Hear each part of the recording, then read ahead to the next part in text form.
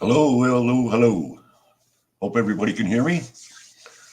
Anybody that can see the stream, please let me know in the chat, and we'll try to get somebody around who knows what they're doing with this StreamYard nonsense. This is my first time, and we'll see how this goes.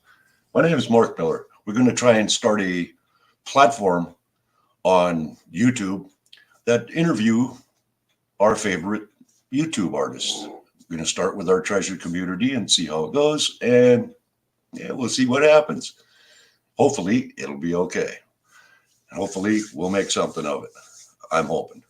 Well, first, we got to figure this StreamYard nonsense out, and we'll have some fun with it. So, anybody who can see me, if you can see in the comments, just give me a shout. Let me know you're out there. I'd appreciate it. I don't know if you can see me or hear me or anything yet. So, there's an amethyst. Hello, hello.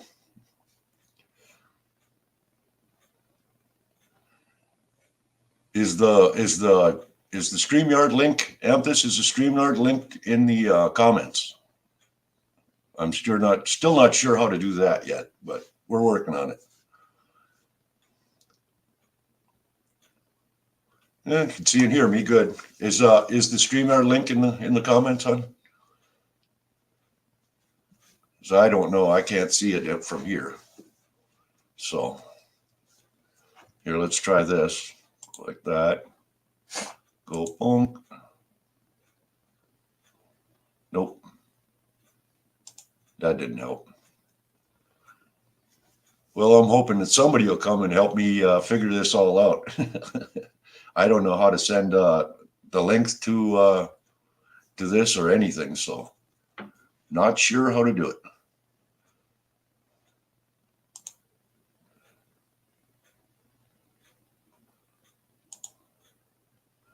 Hi, Banshee. I was hoping to have this kind of figured out before we did anything, but it's not going to be yet. So this might be a short one until I can get things figured out, but at least we'll be here. I'm hoping somebody comes, like you say, comes along and lets me know how to put the link in there. Hey, Rubber Rat.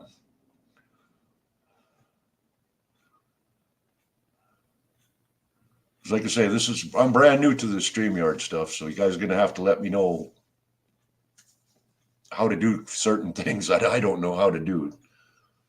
So yeah, I don't know nothing about this StreamYard nonsense, so we're figuring it out.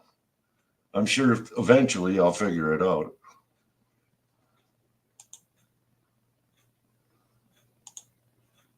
And one of these days we'll figure it out. For right now, I have no idea what I'm doing, but I'm here.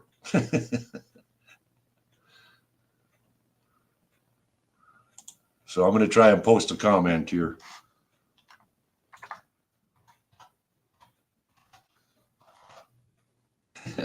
See if somebody will come in and help.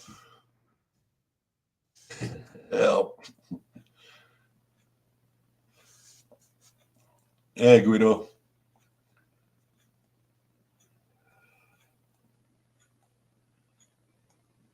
I think the next time that I come up live and we try to do this, I'm going to have somebody on the phone or somebody come in early and let me know how to do things, because I am totally lost on this. I can get it to go live, but I don't know how to post the link to the chat. I don't know how to invite anybody or anything like that. So it looks good and it sounds good, but I don't know how to do anything on here. So hey, can do. This is kind of a pain trying to figure this stuff out, I'll tell you. Whew. So we get somebody in here that can give me a hand on figuring this stuff out. We'd be greatly appreciated. That's for sure.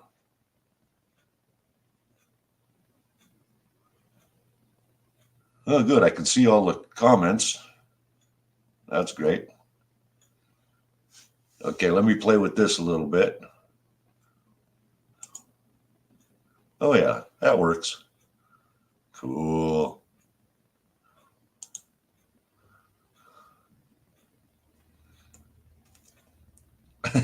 Found it all by yourself.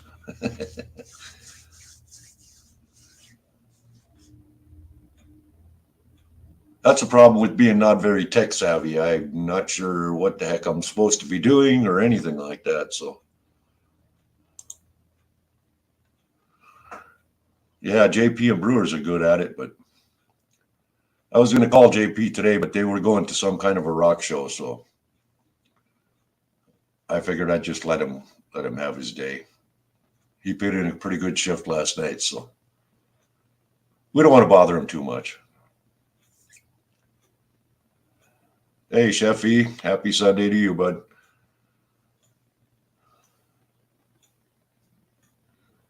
Yeah, I figured I had nothing better going on a Sunday. Mikey J's working, so I figured I'd come in here and give this a shot for a little while anyway. We'll go for about a half an hour here and we'll see if we can get anything accomplished, which I doubt. Till I can figure out how to put it in there.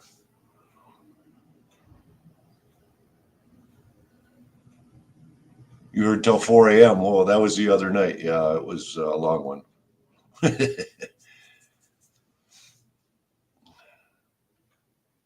When you're having fun, you don't realize what time it is. You just keep going and until you look up at the clock and go, oh, yeah, I got to get up in the morning. Well, yeah, I'd like to start interviewing people from our treasure community that we all watch on YouTube. We all watch them and we know who they are, but we really don't know them, where they came from, how they got there, where they plan on going, things like that. I don't want it to be an interview like Flash because he's got his thing going and it's a good thing.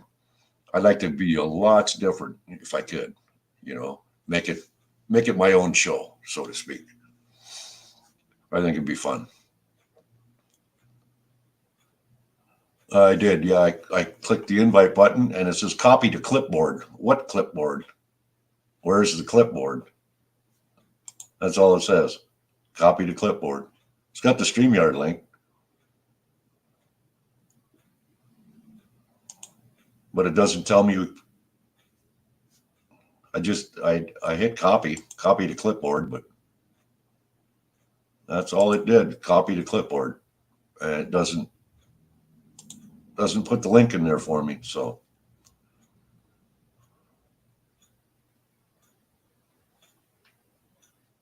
not really a set of questions, a base set of questions, but from there on, it's just whatever pops up. You know, we can fly from there. Like where they from? Well, he's from New York or someplace like that. Just go, well, what was it like growing up there and blah, blah, blah. Just a flow rather than a basic set of questions. Because I put up the 20 questions, the 20 question challenge. And then next thing I know, everybody was doing it. So I figured, well, we'll just leave those alone.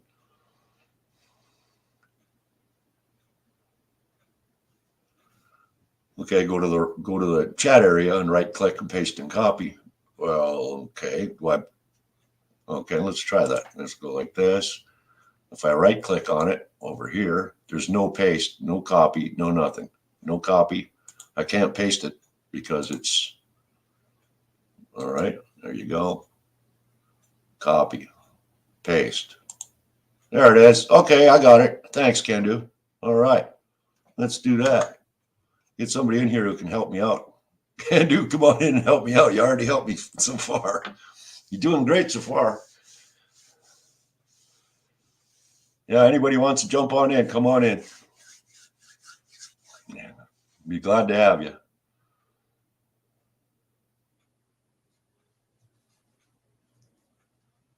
Yeah, everybody, Guido, everybody says that too. That's a good idea just to get to know. You've been watching a guy for, hey, there's Candu. What's up, Mark? Hey, buddy. I was just telling Guido, yeah, a lot of people have been telling me that, like when Flash goes on and does his interview thing, he's got a panel of people who ask questions and they go through a certain deal. Well, you watch a person on YouTube for, say, you've been watching him for a year, let's say. Mhm. How do you know where he came from, who he is, what he's been through? Is he a vet? Has he just been a worker? Just general things you want to know about your average YouTube personality that you watch a lot. Sure. Other than you're just a Yeah, prospector or you're just a yeah. Where'd you come from? How'd you meet your wife? Blah, blah, blah. You know what I mean? Get to know the person rather than the YouTuber. right. I want to get to know the person that I've been watching as a YouTuber. Okay, I'm figuring this stuff out slowly but surely here. Hold on a second.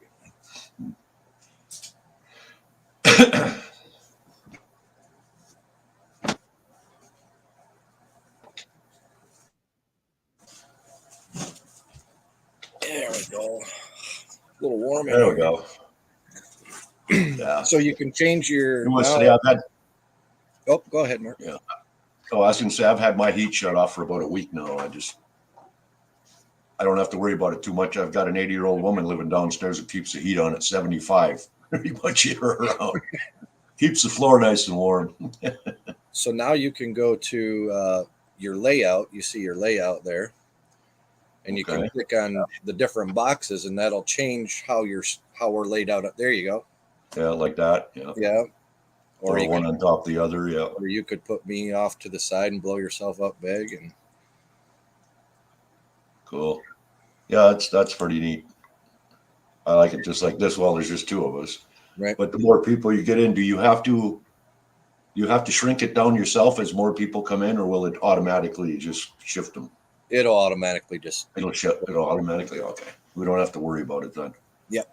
That's cool. Well, I want to learn as much. Oh, there's Guido. Morning, Guido. What's up, brothers? Hey, bud. Yeah, I was playing with it today too. Yeah, I'm, we were at Guido's too. He was messing around with it. yeah, I'm trying to get it figured out, but that helps right there. Now I know how to share the link. That's cool. Now, how do I go about making people moderators and stuff like that? Do I got to be on YouTube to do that? You got to be on the YouTube side. Yeah, that's a YouTube thing. Okay, so I'd have to run YouTube and StreamYard at the same time, so I can go back and forth. You Okay. can click on their name, and then you can add them as a moderator. Okay, only on YouTube. Okay, Yep. all right, that's easy enough. Cool. Yeah, I've been wanting to do this for a while. I think I'm going to talk to a few people about coming on and doing it now. Now, in the pre-broadcast, how do I send them a link to get in here before we go live? So we can sit down and talk and discuss things before we go live. How do you do that? Like inviting somebody. Do you know anything about that? You have to there's I know some, JP does. What's that? send them the link privately through text message, or however. Oh, okay. So I'd have to figure that out. I'll talk to somebody. JP probably be the one I'm gonna. Yeah. 'Cause you don't want everybody to have the link to pop up. Yeah, I just want when we're doing the actual show. Right. All I want to do is have the guest that I'm interviewing. Right. Until we're done, and then when we're done with the interview, so to speak, then I'll open it up to people come in and ask questions. You know what I mean? Sure. If they want to. I think it'll be a good format. I like it. I Yeah. like the idea. Well, I like the idea of just getting to know the people like you and Scott here, just people that we've been watching and interacting with for a long time. Yeah. And then I figure someday JP's going to turn around and say, "All right, your turn." He's going to turn the tables on me. He always does. Yeah. That's only fair. I figured too. And I don't want anybody to be prepped for anything. I just want them to know, what's going to happen. And, if there's any place I shouldn't go, I should know about it beforehand. It's just better to know that don't go there type of deal. So I'll have to talk to JP. Maybe I'll give him a call and see if he can walk me through it, how to do it. And then I can send him a link and he can come in, and then I know how to send people a link, and I can talk to them first and ask them if, they'd be interested in doing it, because some people might not want to. That's true. I mean, I don't have anything to hide, but Me I either. don't Either. I am's who I am's, and that's all that I am's. Yes, sir. Yeah, I ain't afraid to tell you anything. If you want to know, just ask. That's the way I am. I ain't gonna hide nothing from you. I'm not here to be a character on the TV screen. I'm here to be me, you know. right. Yeah. Yeah, but your music is freaking fantastic. Thank you. But I've been doing it a long time, so it just comes natural to me. I wish it would for me. Except last night, I was kind of drunk. You kind of stumble and then you fall and you go, piss on it. I can't do it. But that's what we get for drinking before the bar opens and not after. Yeah. I'm now going to wait until the bar opens to crack my first beer. I don't know. That's a little bit late. Yeah. It only takes me a couple of shots and a couple of beers and I'm tipsy. Time to go home. Yeah. One more and I'll go home. Wait, I am home. Yeah, I'll have to. Yeah, that's what happened last night at the bar. I said, I'm not going to be the last one here again. And what happened? It was me and Thomas, the last Yeah. one. Yeah. Always 4 a.m. left. I think is what you told me. Yeah. Uh, Well, Jeff was a trooper. He was hanging out. And so it was myself, Jeff, and Thomas. And Well, I just had to decide that it's time that I'm not going to make an idiot of myself on camera. I'm going to go to bed. Bye, guys. You know what I mean? I had to figure that screen out too. All right. Yeah. I'm being an idiot. It's time to go. Yeah. Mhm. Before I make a complete fool of myself, time to leave. But yeah, I think this is going to be fun. I like being live with you guys. You know what I mean? I always have. Yeah. Well, this is a way for me to do it. You know what I mean? Oh, and you For got me, it's a great enjoyment. I mean, hell, I get to hang out with guys that I halfway know. Yeah, You know? like-minded people. You know what I mean? Yeah. and you got the support of all the community here to Mm-hmm. Yep. Yeah, everyone, whoever. Yeah, JP knows more than me, and Benzo and Brewers, Jeff. They know a lot more about the StreamYard stuff, but yeah. I just know enough to be dangerous, I guess. That's me too. I'm learning though. I'm learning. Yeah, I was playing with this morning, and it's like, okay. All of a sudden, I got people coming in. Like, no, I'm just trying to set it up for Yeah. a girl. That was happening to me, or it was about a half an hour ago, and I was just testing things, seeing what's going on. And all of a sudden, heavy metal pops up. Invite me to the asylum. I don't know how. I would, but I don't know how. And I wasn't live. I was just setting things up, so I don't know how he could see it. I think he was just seeing the Right, and you know how to click on the comments, and that'll bring them up. yeah. Like I did with yours. I just went, Oh, boop. Yep. And Yep. there it goes. Yeah. And then it'll take it away. Yeah, that one was an easy one to figure. It was the moderators and trying to get the link out there. That was the hard part for me. I couldn't figure out. It copied to a clipboard. Right. I'm looking around. Where the hell's the clipboard? Yeah. I didn't know. So now that you got it, it's in its own little clipboard. All you got to do is paste it out. Yeah. Good deal. Just right click and it'll paste it out to the chat. Yeah. And once I get the hang of this and get a little more comfortable with the settings and everything, I can be able to put up different stuff too. Right.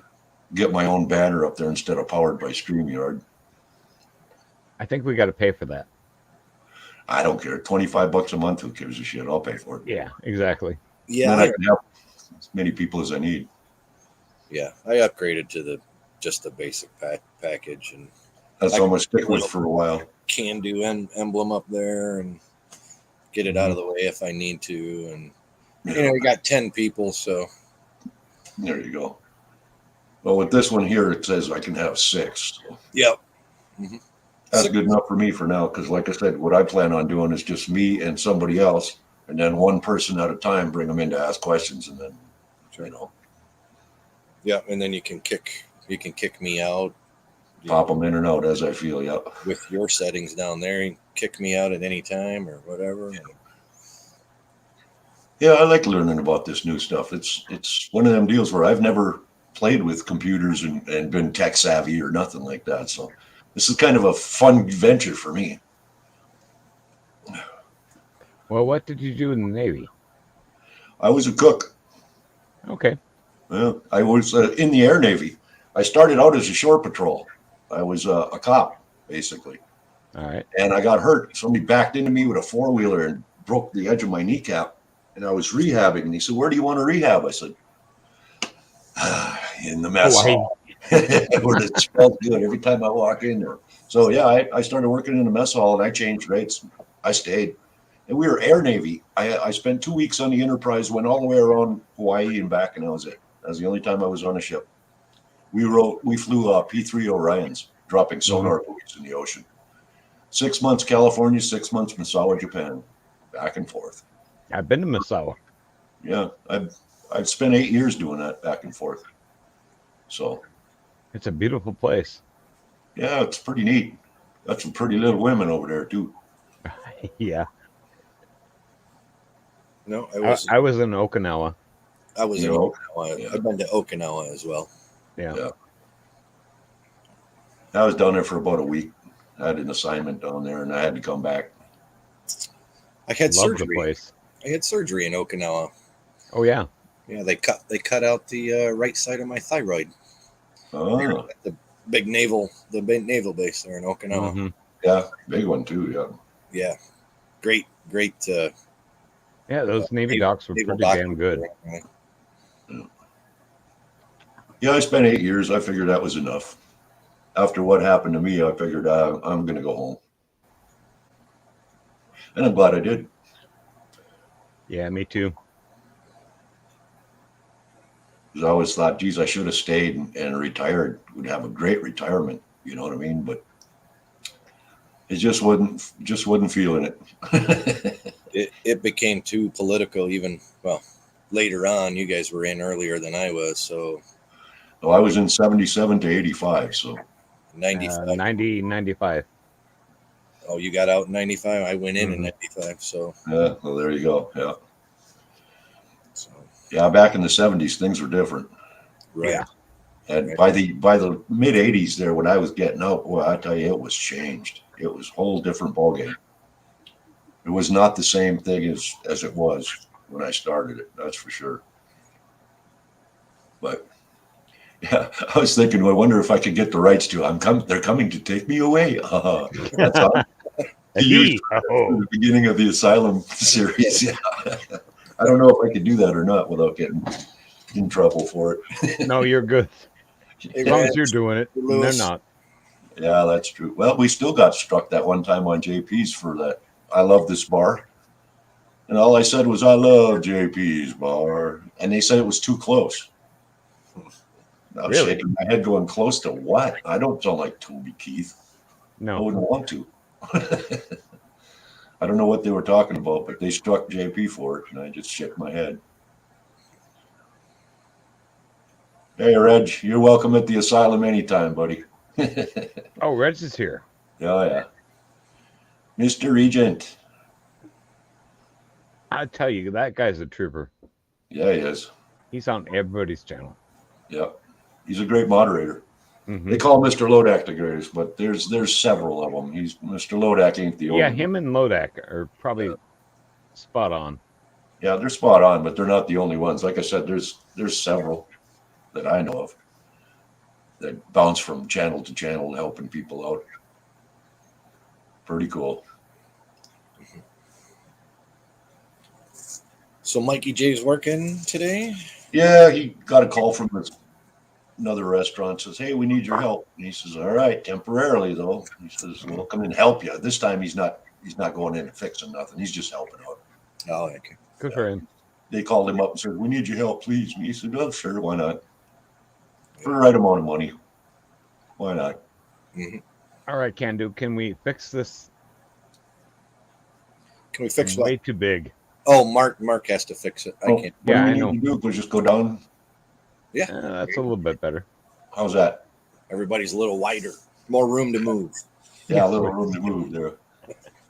Well, I'll have to remember after when the third person comes in to nail them down like this. It's a lot better.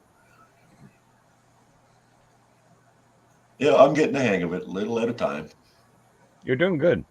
Yeah. Mhm. Well, what I'm going to have to do is figure out how to have YouTube open, because I can run two screens, 3 or 4 actually, but I can run 2 screens simultaneously and keep one muted.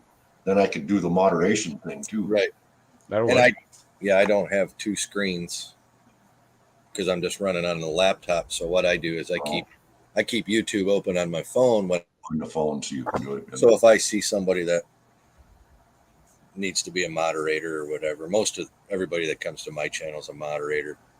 Some Yeah. people just have a few moderators. Some people have a lot. I don't Yeah. know.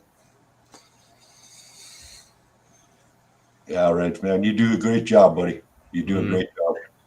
No doubt about that. He's We got probably a lot my of respect for you, most big favorite guy. Canadian at the point. Yeah, we got a lot of respect for you, big guy. Yeah, I didn't think I was going to survive last night. A little bit too much. Apparently, I didn't because I went to bed. Well, I had to too. I was getting to the point where I was wobbling, and I didn't want to be the guy snoring and drooling on himself. Didn't want You to get had to the bring man that down up, there. didn't you? No. I figured I better get the heck off of there. Could have got the man down rock last night. Ooh, I might have. I'd have fallen right over in my chair if I'd have tried to stay up with you guys. Holy cow. Yeah, 4 a.m. is way too early. That's when I wake up. Oh, Now, when I wake up, I figure that the Rice Krispie brothers are living in my knees. Oh, snap, crackle, and pop all over the place. Takes me about 5 minutes of walking around the living room just to be able to sit back down and have coffee. Yeah, exactly. Jesus. No, I'm 62 years old. I've been around the block once or twice. So my body is kind of beaten. Yeah, I hear you.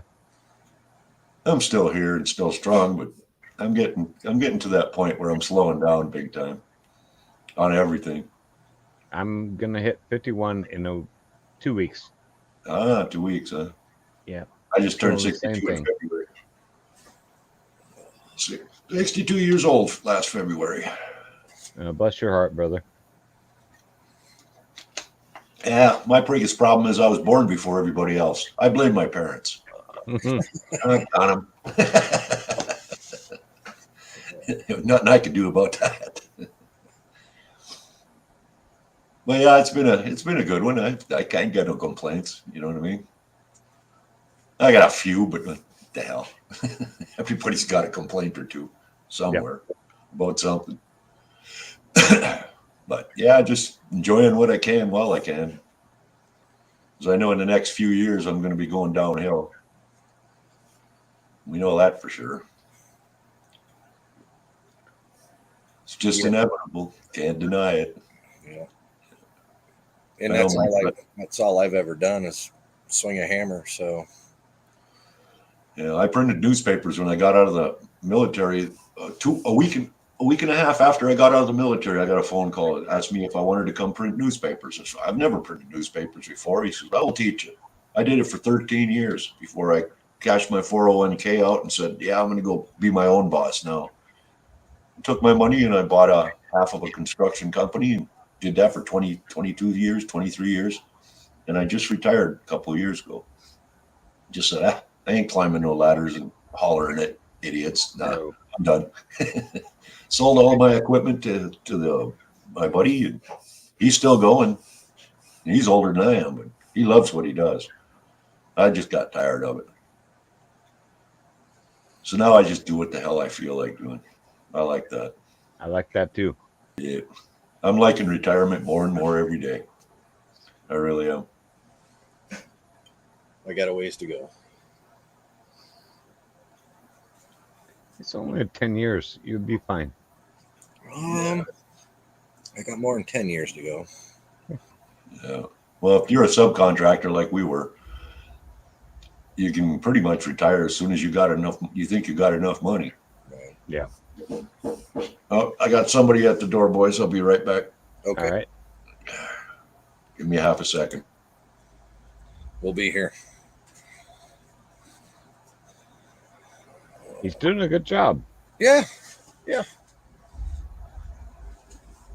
And it is a lot easier when you got somebody up to kind of Yeah. help you. I mean, like I said, I'm not the best at it myself, but Yeah, I was surprised. Like, holy crap! Why are people watching this? I'm trying to set up the girl. He's back. Yep, I'm back. Just my neighbor. Come on in and sit down, man. We're just sitting around bullshitting. It's just my neighbor from down the alley. Hello, neighbor. Howdy, howdy. howdy, neighbor. Howdy. Hey, say hi. Hi. Hello. Hello.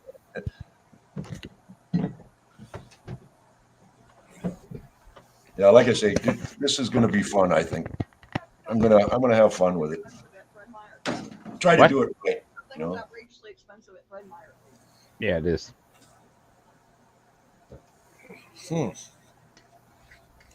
Wife getting on you again? No. No. Come on. Come here. Don't be shy. Come on. Here, kitty, kitty, kitty. Come on. Here, kitty, kitty. And then she's gonna slap me upside the head. Hey, girl.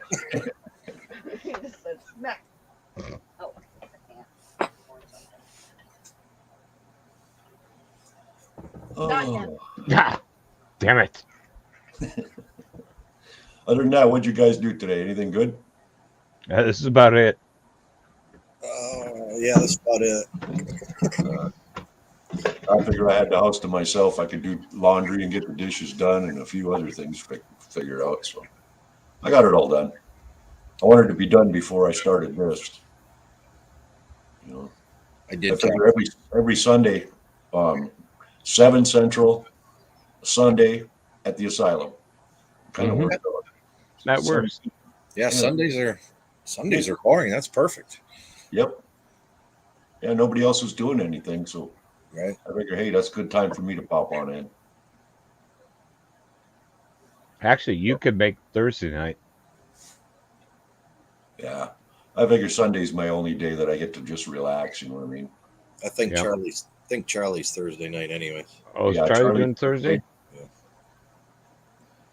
Yeah, Jeff is on Monday. Yep. And we got Flash in Your Pan on Tuesday. Yep. And Wednesday is who the heck is on Wednesday? I know Park Rat's on it. Oh, Benzo usually comes on Wednesday when he gets a chance.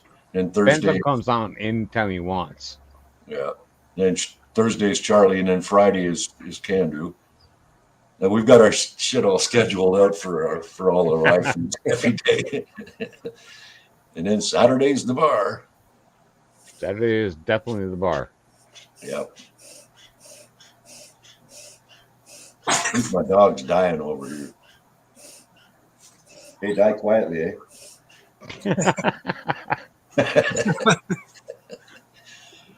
She's getting old to the point where she makes some weird noises sometimes. Holy moly. All right, what is she? She's an American Rat Terrier. Hmm. And she's like 13 years old, 14 years old. She has a hard time once in a while, but she's all right. So what are you up to, big fella? Not much. Not much, huh? Got bored at the house? Yeah. They didn't show no weather report, so Mm, I have to wait till 10 o'clock to get. yeah. Yeah, that's why I love having a computer. I don't have to wait for the television to tell me what's going to happen. I just go look. I go find out myself. Seems to work out better. I don't know why. So who would you guys think if I was to ask you two?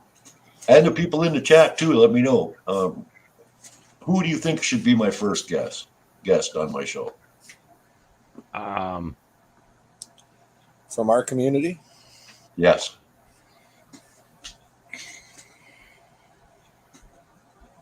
I'd like to say JP. On the nose. He's going to be the first, him and Mrs. Yeah. Yeah, because if it wasn't for him, I wouldn't be here. Yeah.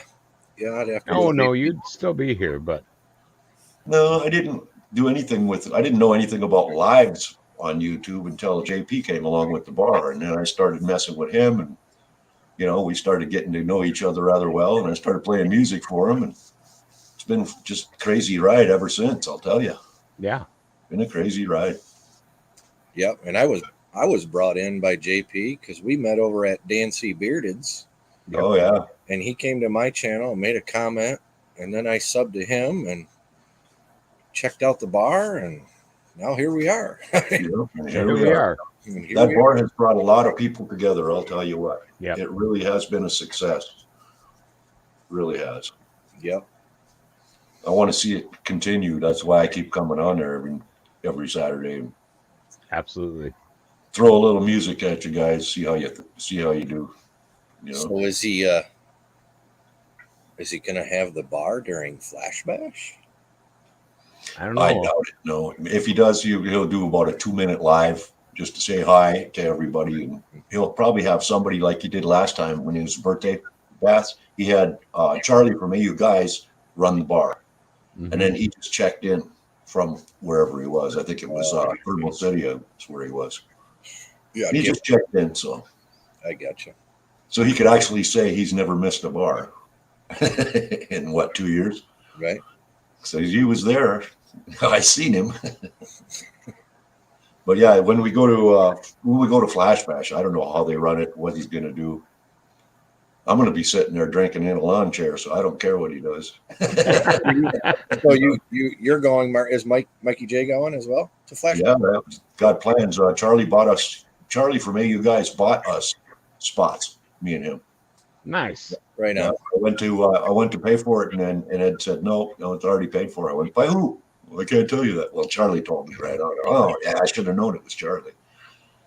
So I'm going to try and go down there in April and once in May down to Charlie down there. We've got a spot called Nugget Lake in Wisconsin where we go mining.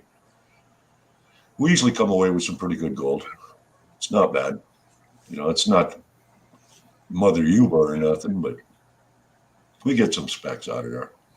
It's basically just for us to sit around and say hi and get to know each other. Sure. Well, isn't that kind of what Flash Bash is about as well? Yeah. Yeah, exactly. Hang That's out. why during the song I said you need to take a break from YouTube, take a little time for yourself, put all your camera equipment up on the damn shelf, because you ain't gonna need it. You ain't gonna need it. Like Ed said, he didn't even bring his cameras last year. Yeah. Didn't even think about it. Because it's just more of a meet and greet. I'm sure there's going to be some panning and detecting and magnet throwing going on, but not much. Sure. Yeah, I was over at Ed's when he did the Morgan Raz earlier today, and he had I stopped in for a minute. talking about it a little bit, and he said there is going to be some spots to probably metal detect, and if you want to go to the river, you can go to the river. And I think the Vixens were checking out some bridges and some locations to do some magnet fishing while they're there, and so it sounds like there'd be cool stuff going. Yeah. From what I've heard before, though, it's just a big party. Yeah, I'm in It's for fine the with party. me. It's like having the bar open all weekend. Right. Hey, Carson. Hey, Carson.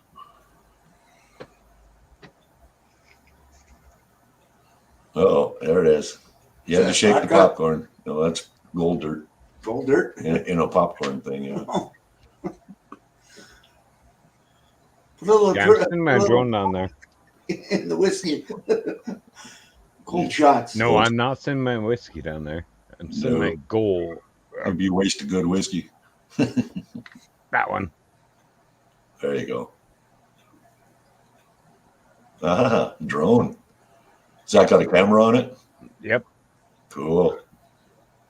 So hopefully they can do a Flash Bash Drone drone footage. thing. Yeah. I think there was some drone footage going on last year, too. Yeah. A couple of snippets, so I don't think anybody'd have a problem with it. Boy, they got some drones now, boy, the government. Oh, I just seen some shit today. It just blew my mind. Oh yeah. Who the hell was that? It's just my neighbor from down the alley stopped in to say hi. Didn't want to intrude. Yeah. Oh, no worries. Yeah, I didn't tell anybody but a few community members that I was coming on here live Sunday. So I just wanted to test this out and see if I could actually do it. I'm Yeah, glad do it. I'm glad I did. Now I'm going to set things up to make it a regular thing. Now, when I set up the you know the deal to let everybody know that I was going to be there, but I wasn't live yet. You know what I mean? What I'm talking about? Did that come up on anything in your notifications? Oh, okay. Yeah. Yeah. No, I had to switch over. Because I made comments in the first two that you set up, Right. and I'm like, am I in the right spot? Yeah. So yeah, I seen the, and it tells me to set reminder. Oh, okay, good. Um, That's what I was wondering because I set it up that way, but I didn't know if it actually worked because I never went to did. YouTube and checked it out. Good deal. Yeah, we're learning, like I said.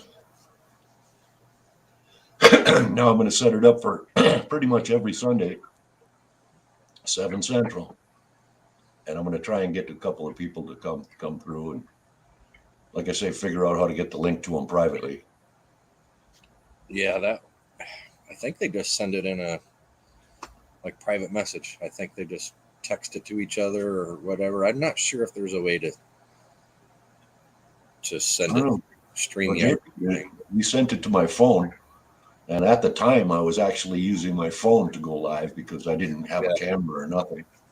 Yeah. Now that I've got a camera, I don't use my phone for anything except talk and text. So, what's up, Secret Creek? hey.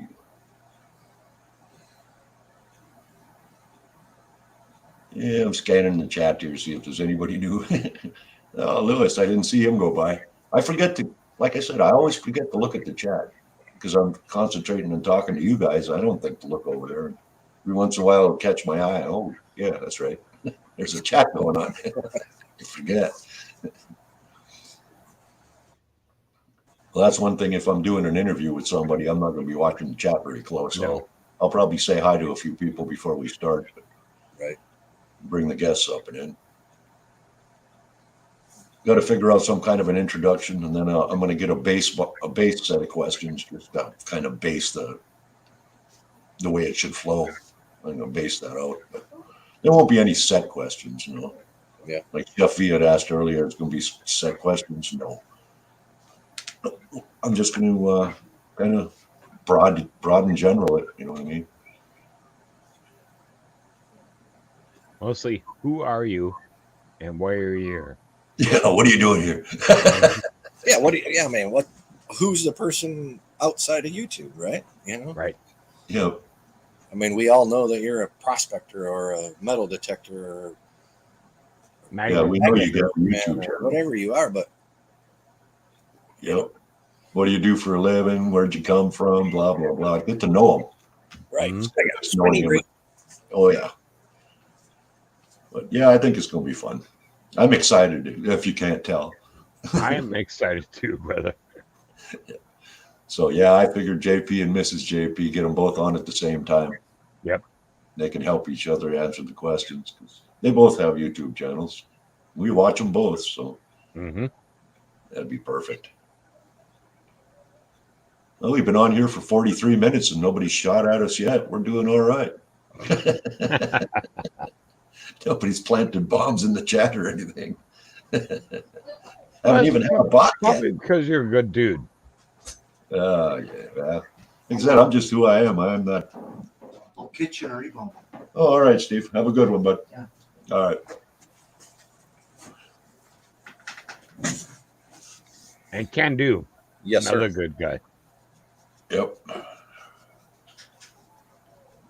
Yeah, the first time somebody told me about your channel, I went, can do veteran. Well, it's a veteran, can't be all bad. And I went and checked it out. Right. Yeah, I like this guy. He's cool. It's all right. Yeah. I mean, I'm just, like I said before, and I've said it a million times, I'm kind of into too many different things to just have a channel about one thing. That's the way I looked at it. This is why this interview thing is going to be perfect for me. because I metal detect. I'm a gold miner, prospector first and foremost. I've been that way since I was 6 years old when my father taught me, but I've never magnet fished before. Now I'm not sure if I can. So I got a broken collarbone right here. I don't know. I can't lift my arm very high anymore. I got pretty busted up. Was not able to walk for a year and a half. So that Was was that pretty tough. motorcycle incident or? No, fell off a roof 40 feet. Oh, well, that'll do it too. Yeah, I tried to do that incredible Hulk landing, well, my skinny little ass didn't. I folded up like an accordion. Oh, broke a whole bunch of stuff, bunch of surgeries. Bad, look at me now.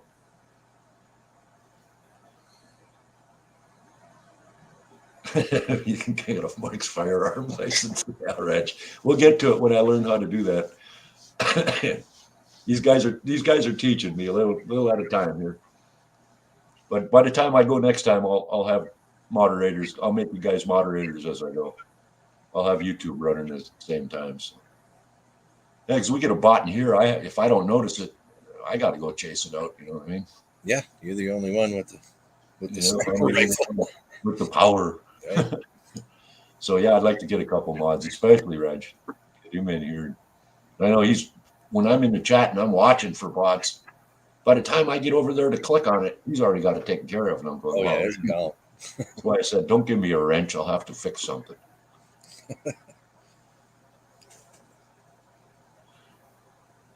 But yeah, this is just a first timer. So yeah, we'll just hang out and goof off.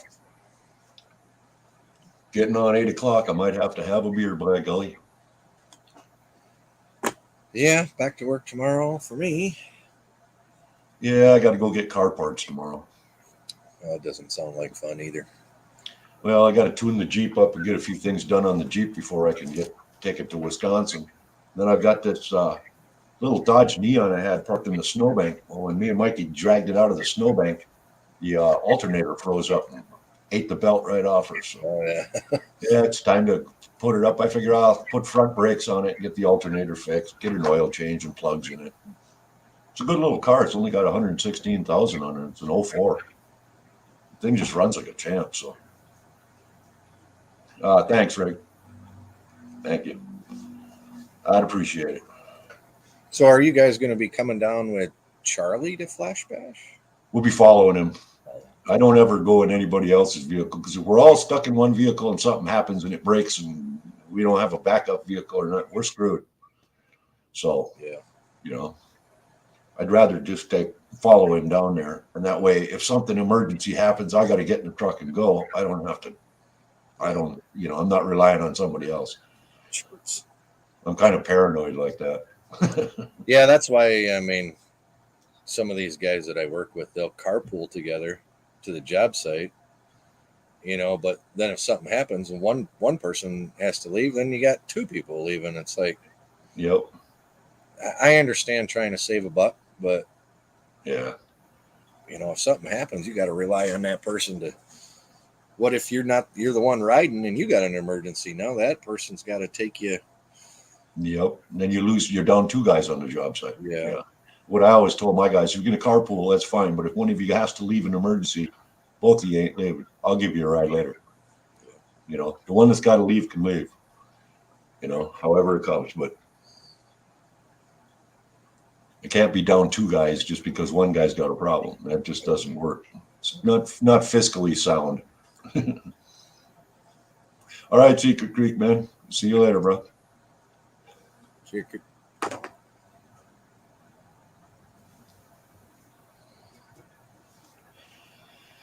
Yeah, other than that, I figure I'm going to follow him down. It's kind of harder on both of us for gas and whatnot, but I don't care. If I have the means and the whatnot, I'll help Charlie with gas and make sure he gets down there and back. Because my Jeep's a 6-cylinder, a little 4.0 6-cylinder, so it just get on the highway, it just flies. It don't use hardly any gas at all, especially when she's running good. So I got to do a few things to that just to make sure she's okay.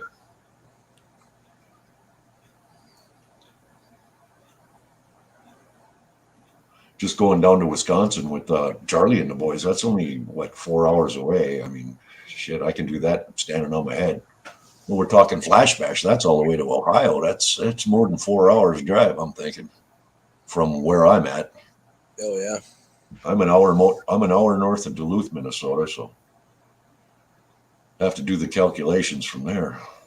Yeah, Ed said it was in. He hasn't. I mean, obviously, it's a secret location, but he said it was central Ohio. I looked. I clicked on the map, and central Ohio is like what Columbus, I think. So I clicked on Columbus. From me is 6 hours. So Well, that's not bad.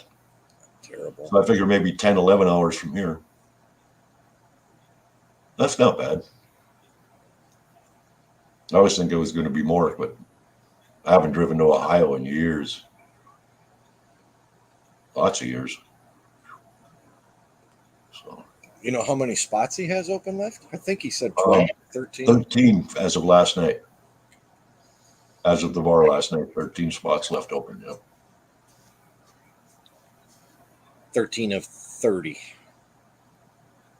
I think so, yeah. I don't remember how many he said he had, but he had 13 left last night. So that'd be cool. There's gonna be a lot of cool people there. I mean, you got you, Mikey J, Charlie, JP, Mrs. JP, The Treasure Vixens, Treasure Vixen, Con F, Ron, Alex Ferris, I think, is coming. Otis, Vendetta. Mike Vendetta is going to be there. Yeah, it's going to be a great flash bash this year. Well, you know, Dano and Jesse and the whole crew will be there. From what I heard, yeah, the whole flash bash crew is going to be there.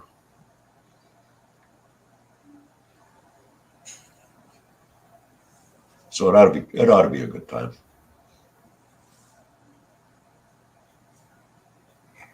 The 1st of May, I'm going to start getting all my stuff gathered up together and getting everything washed and ready to go and clean the truck out. I'll be a month ahead of schedule, ready to go. Just sitting there waiting. Come on. Making a list of, you got to remember to take that. Got to remember to take that. Yep. I'm a list guy. If I don't write it down, make a list, I'm going to. It won't happen. Yep. I'm the same way. I got to make a list and then check it off. My problem is I'll make a list and then I'll leave without it. I'm going, oh, shit.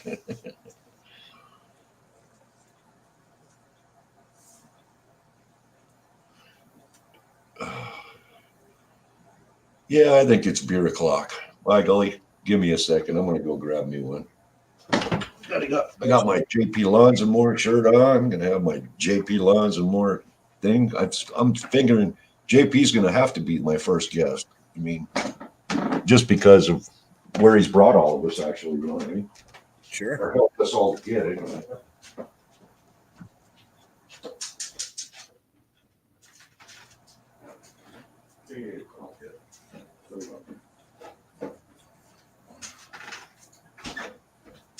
Yeah, I got to get a hold of Park Rat Pat. I got to send him an email so we can get some can-do koozies made up. Cool. I'd love to have one. We're gonna have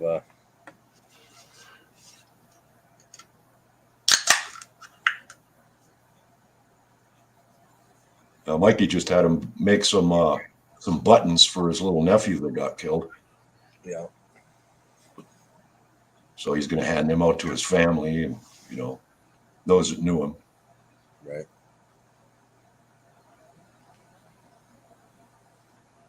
Said should be here by Tuesday. We're hoping.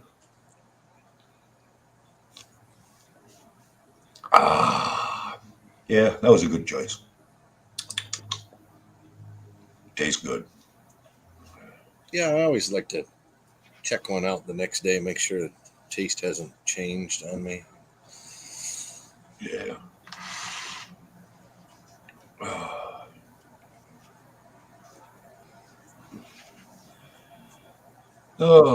So how's the weather up there in Michigan? Has you thawed out yet? Yeah, that little bit of snow we got yesterday is melted today. It didn't get too warm. I think it got about 37 today, but I think we're Wow. supposed to be in the 40s, maybe a couple of 50s this coming week. So Cool. Yeah, a lot of our creeks and rivers are opening up. As I drive by, I've got that habit of, ooh, creek and river, what? So I kind of notice, yeah, they're opening up now. It's been pretty warm up here. It's kind of like a roller coaster ride up here. You get up into the 40s and then back down to the 20s and then the 30s. And then, once it levels off, we'll be okay. But it's still kind of chilly out there. That water is cold.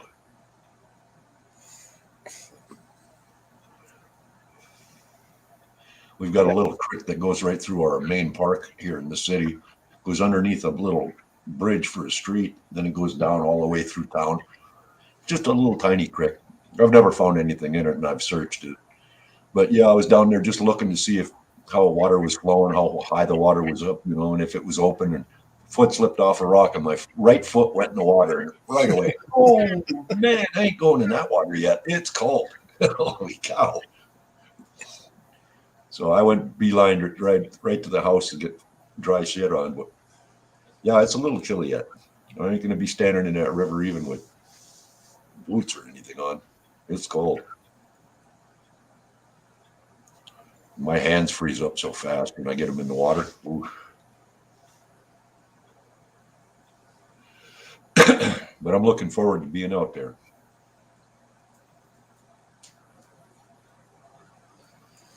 yeah, I was talking to Mikey J was in the chat when I was talking to Charlie the other day about maybe doing a Upper Peninsula collaboration sometime this summer, because I think that'd be pretty equal driving for everyone. Yeah, it'd be easy for me. I want to go up there and I want to find some Uper lights. Yeah, well, so do I. I live in Michigan. I still haven't. I mean, You I've still never have- went and looked, so I want to go try it myself. So Well, Charlie says he knows a few places up there to go hunting. So everybody says, "Well, I'll send you a Uper light." No, I don't want it sent to me. I want to go up and find my own. And I want the thrill of finding it with my own light. And, I could take them home and thrill the kids with them and whatnot. that and some more Petoskey stones and Yeah, I found a few agates on the Lake Superior side, but not a lot. Not a lot. Of course, that was about 10 years ago. I don't know if there'd be any more now, but yeah, it's amazing after the ice comes off. I mean, even on the bigger inland lakes, like where I'm at, we're doing a big house on, what lake is that? Burt Lake. It's a pretty big lake. And it's amazing that the ice in the water, because we started that house in the fall before the lake even froze. And I walked the shoreline and it was rocky. And it was flat, rocky. But now that the ice is coming off and melting back off the shoreline, you got piles of rock that the ice pushed up by the ice. has pushed up. And I walked it the other day, found a couple more pudding stones that got pushed up. And yeah, it's amazing the power. I mean, and we're talking some big rocks too. Oh, yeah. Amazing the power of the water and the ice. Yeah. Well, have you ever seen those videos where the ice is crawling up the shore towards people's houses? And I wouldn't want to live there. Yeah. Thanks anyway. But I don't want to be attacked by my own lake. Yeah. Thanks. Doesn't sound like fun to me. I always wondered, how them people, what kind of insurance rates they have on the homeowner's insurance for that ice crawling up there and wrecking there every year. Yeah. You got to pay exorbitant amounts, I'm sure. Yeah, it's crazy. I thought, no, I don't want to live there. Wherever that is, I'm not living there. Yeah, I really don't want to live on a lake anyways, because Not really. I mean, yeah, I enjoy some fishing or whatever, but I don't do any water sports or No, and I'm not a big fisherman either. So I could really care less. And usually, if you live on a lake, there's houses everywhere on a lake. Hmm. You can't spit without hitting your neighbor. Right. And they get kind of upset about that. Don't know why.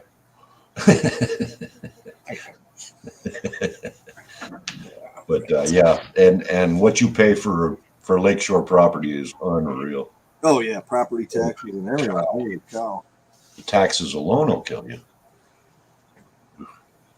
Crazy. Yeah, we still got 7 people in here, so I think we're doing okay, I guess. Yeah. Sunday evening. Yeah, Sunday evening with first timer. We're doing okay.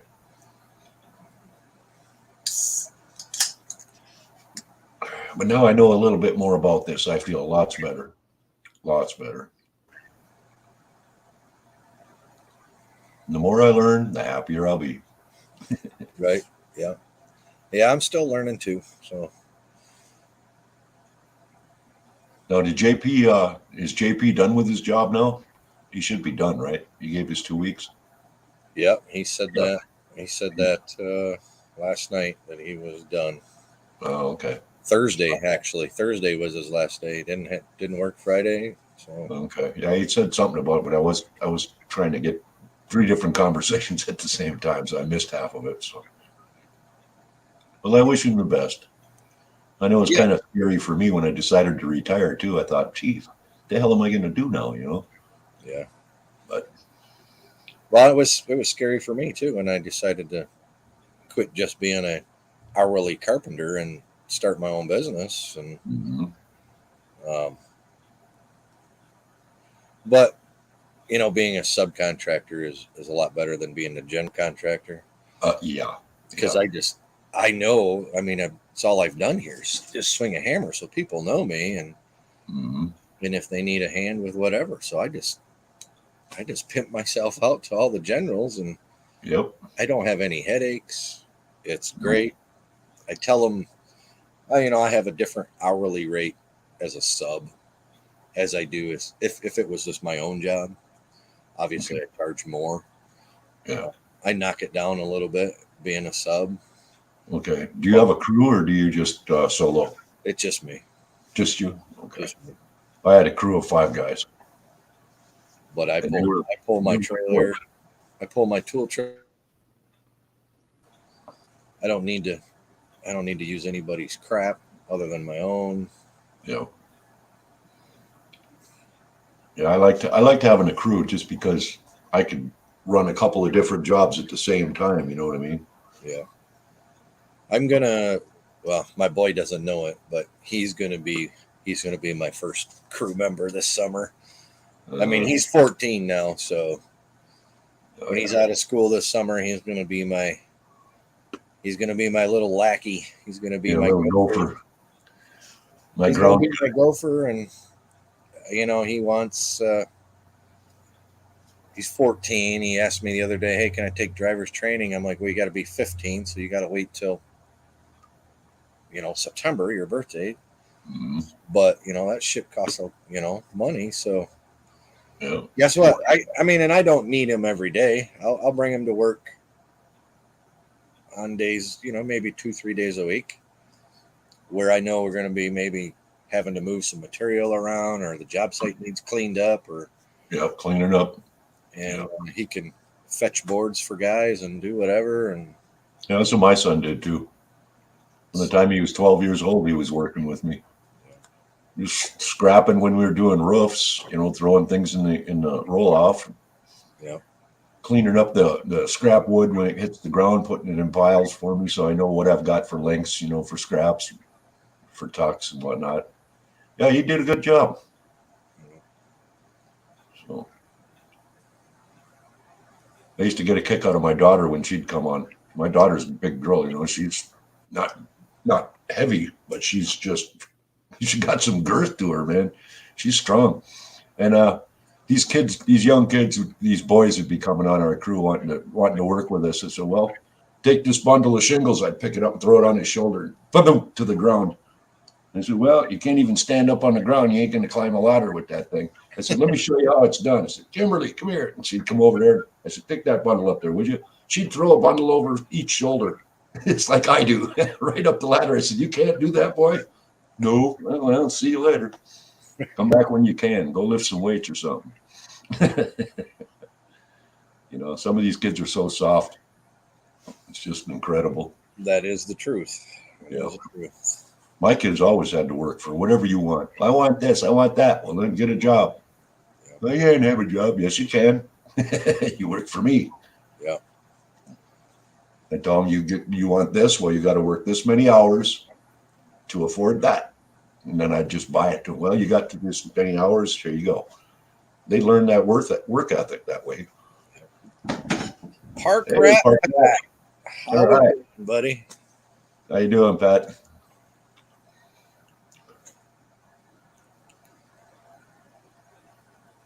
You want to come on and say hi? Let me know. I'll put the link back out there. Wouldn't mind having Pat come on and say hello. Pat's always a good time. Oh, Funny, yeah. funny as hell. Yeah, I'd love to meet him in person. Be a good guy. Is he going to Flash Bash? I don't think so. I don't know. I haven't heard him say anything about it. I doubt it. He didn't say anything about it last time I talked to him. So, yeah, come up. All right, here's the link here. Yeah. All right, there you go, buddy.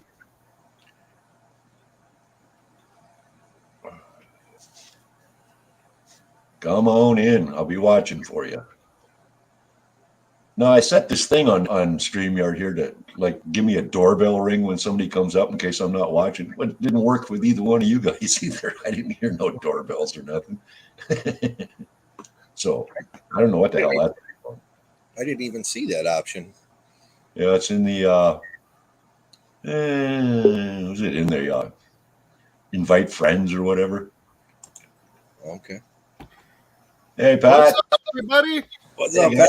Pat? Hey, Welcome to the asylum, my friend. it seems like I came in at the perfect time because y'all were talking about kids and work ethics and stuff like that. Yeah. Remember last time we were talking about my Celica, my Mhm. car that's getting worked on? Yep. That's my car. That's my first car. Cost Oh, me yeah? $800. I had to rake leaves and shovel driveways, and the little car lot took payments, and that's my car.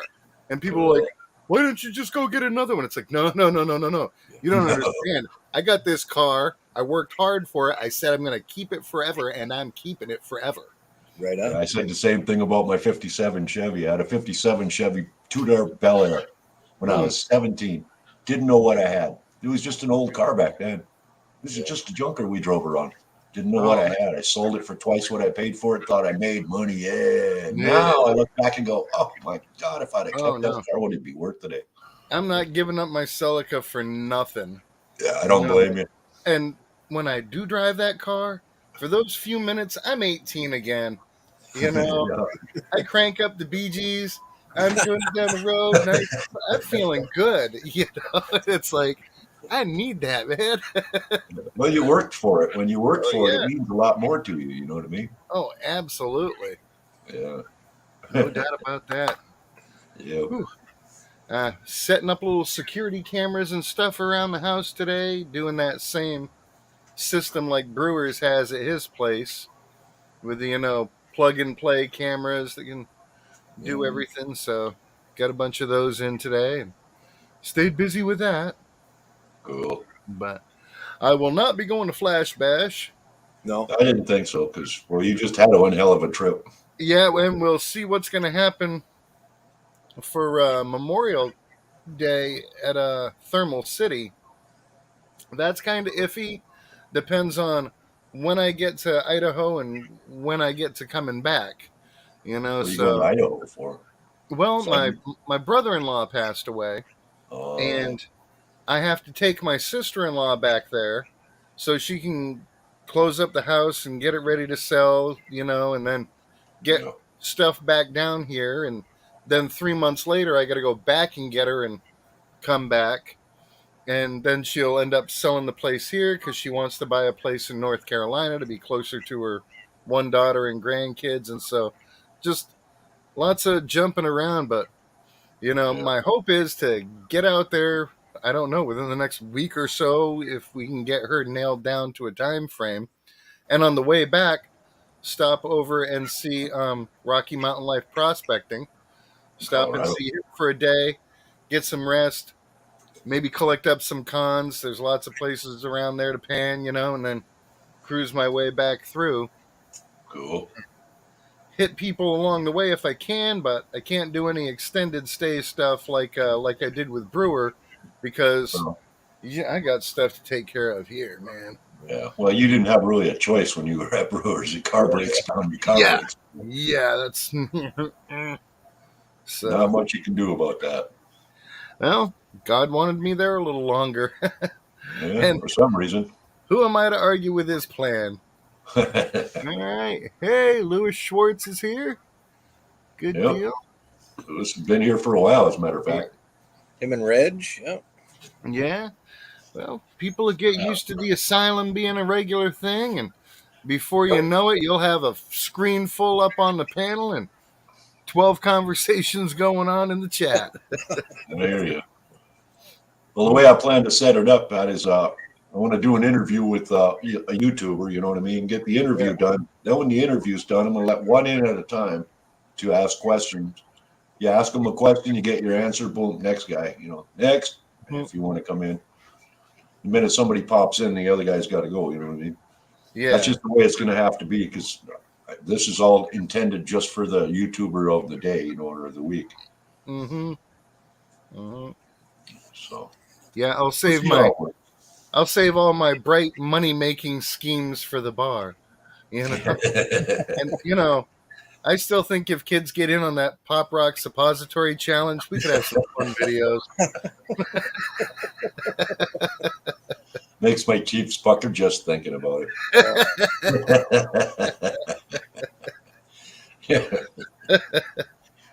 Yeah, guys got to have a sense of humor. That's for damn sure.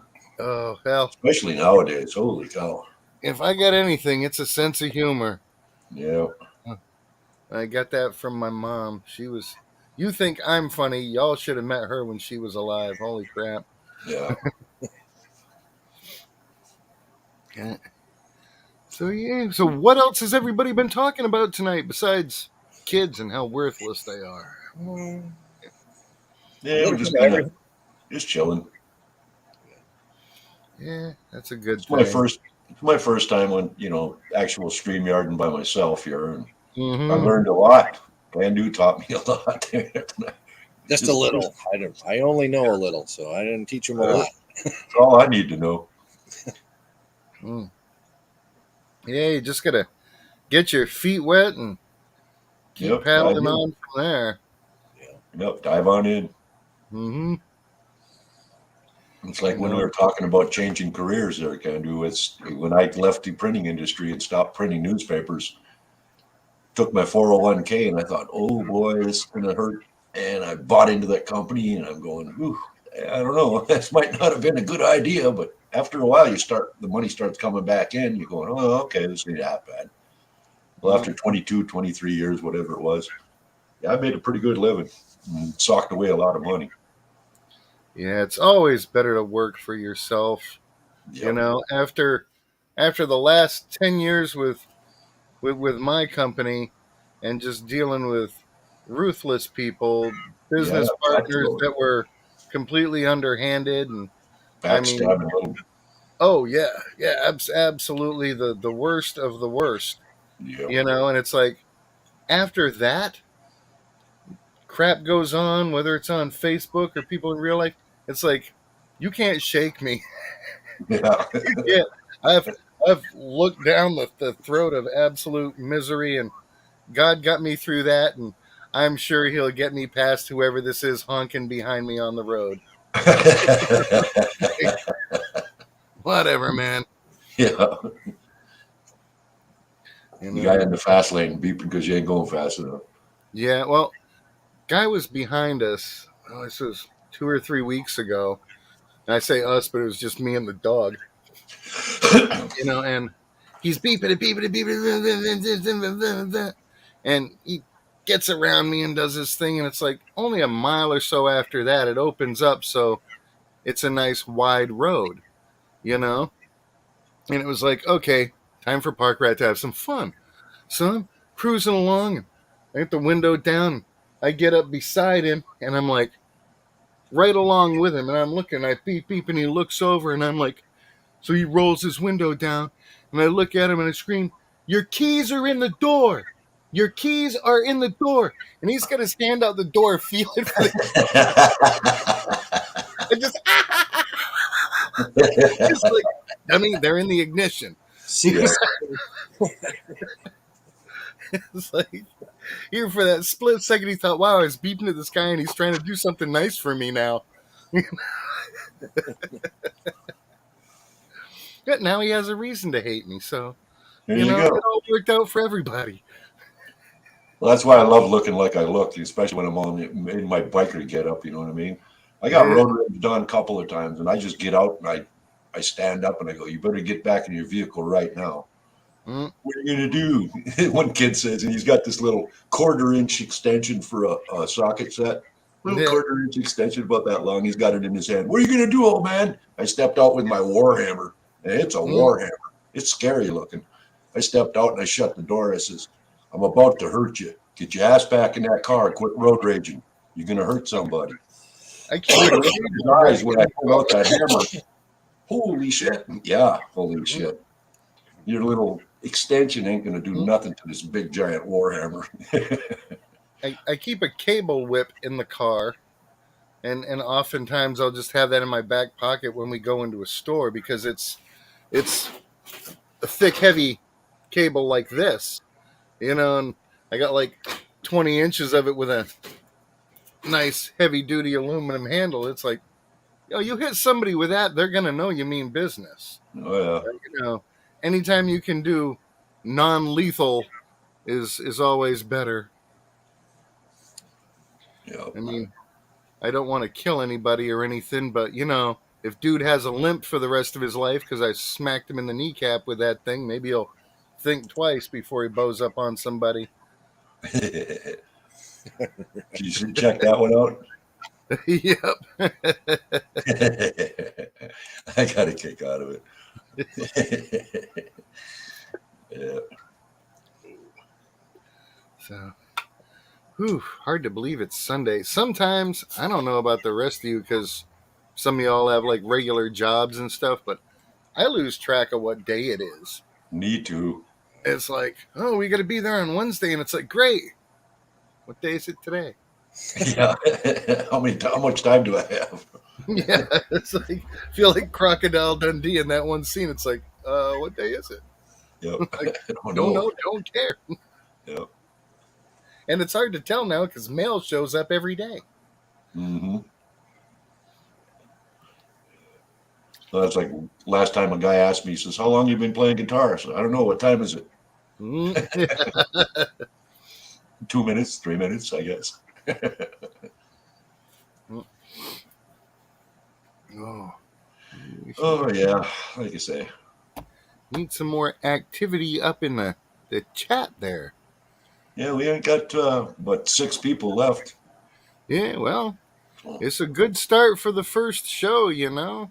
That's what I figured. That's a good reason for us all just to hang out and say hi. Mm-hmm. So now, at the next Asylum, who's going to be your first guest? I'm hoping JP and Mrs. JP, That'd be killer. because of the fact that if it wasn't for him, half of us wouldn't even be here. We wouldn't know each other. Mm-hmm. Through the bar is how I met most of all of you. And that's how I met JP. It's how I started going live in the first place. Mm-hmm. So I figure it would just be appropriate if him and Mrs. Yeah. JP were the first guests. I came into the group by way of Canada. Marlon from Mayor Videos Radios, yeah. had told Jeff to talk to Park Rat about stickers, and so he talked to me about stickers, and we got something. And then I started getting more interested in the prospecting. I already had gear, I just had never used it, and so opening up to this aspect of the treasure hunting community has been a real boost to my spirit, because okay, now it's not same old, same old. There's new stuff to learn, and there's new people to teach stuff too.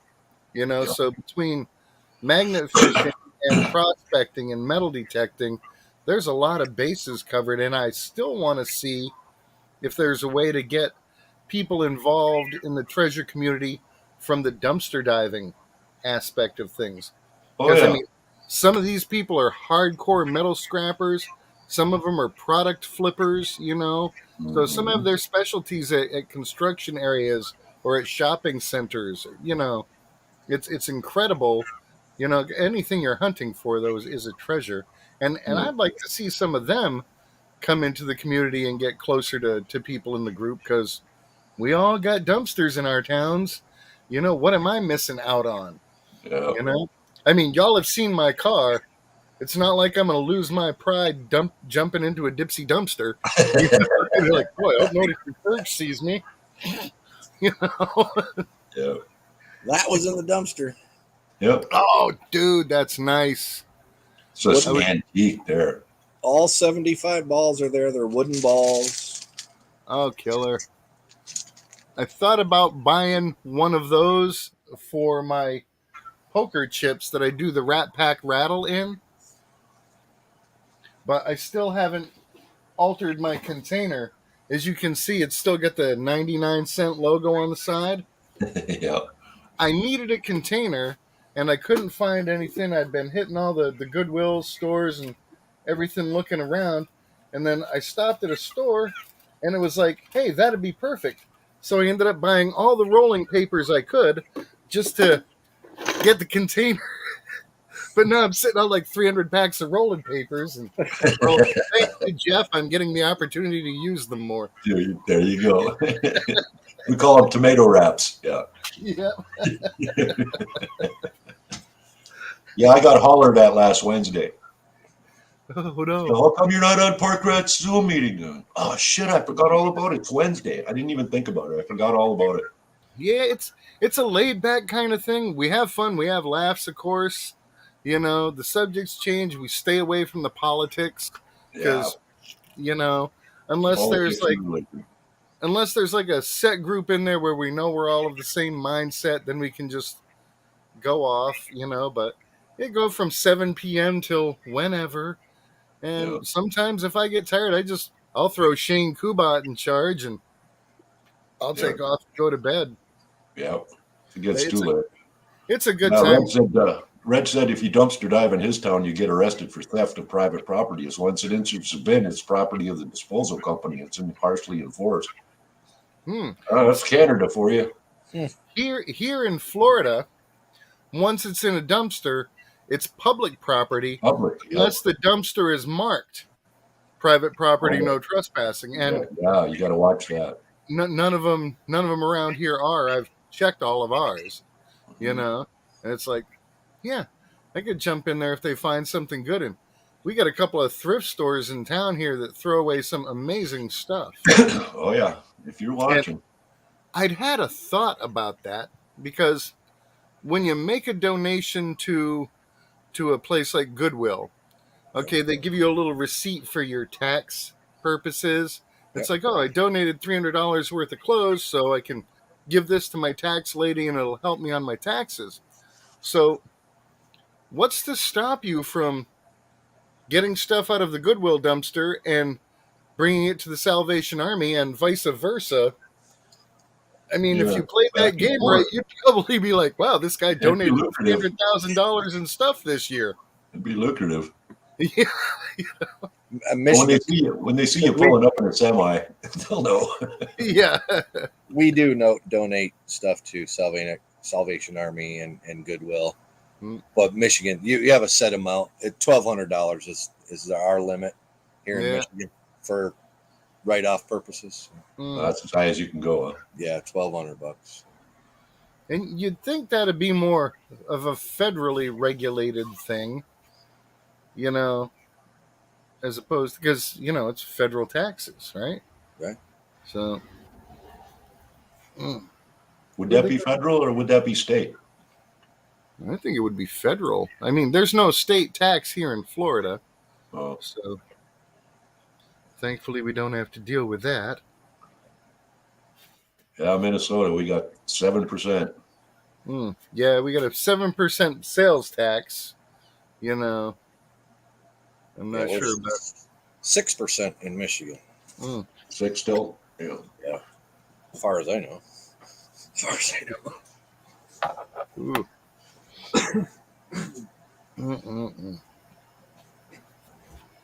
So, Now, you should be getting a letter in the mail from Mikey J here any minute now, Pat. awesome, that'll be cool. Not a rush thing, but No, always.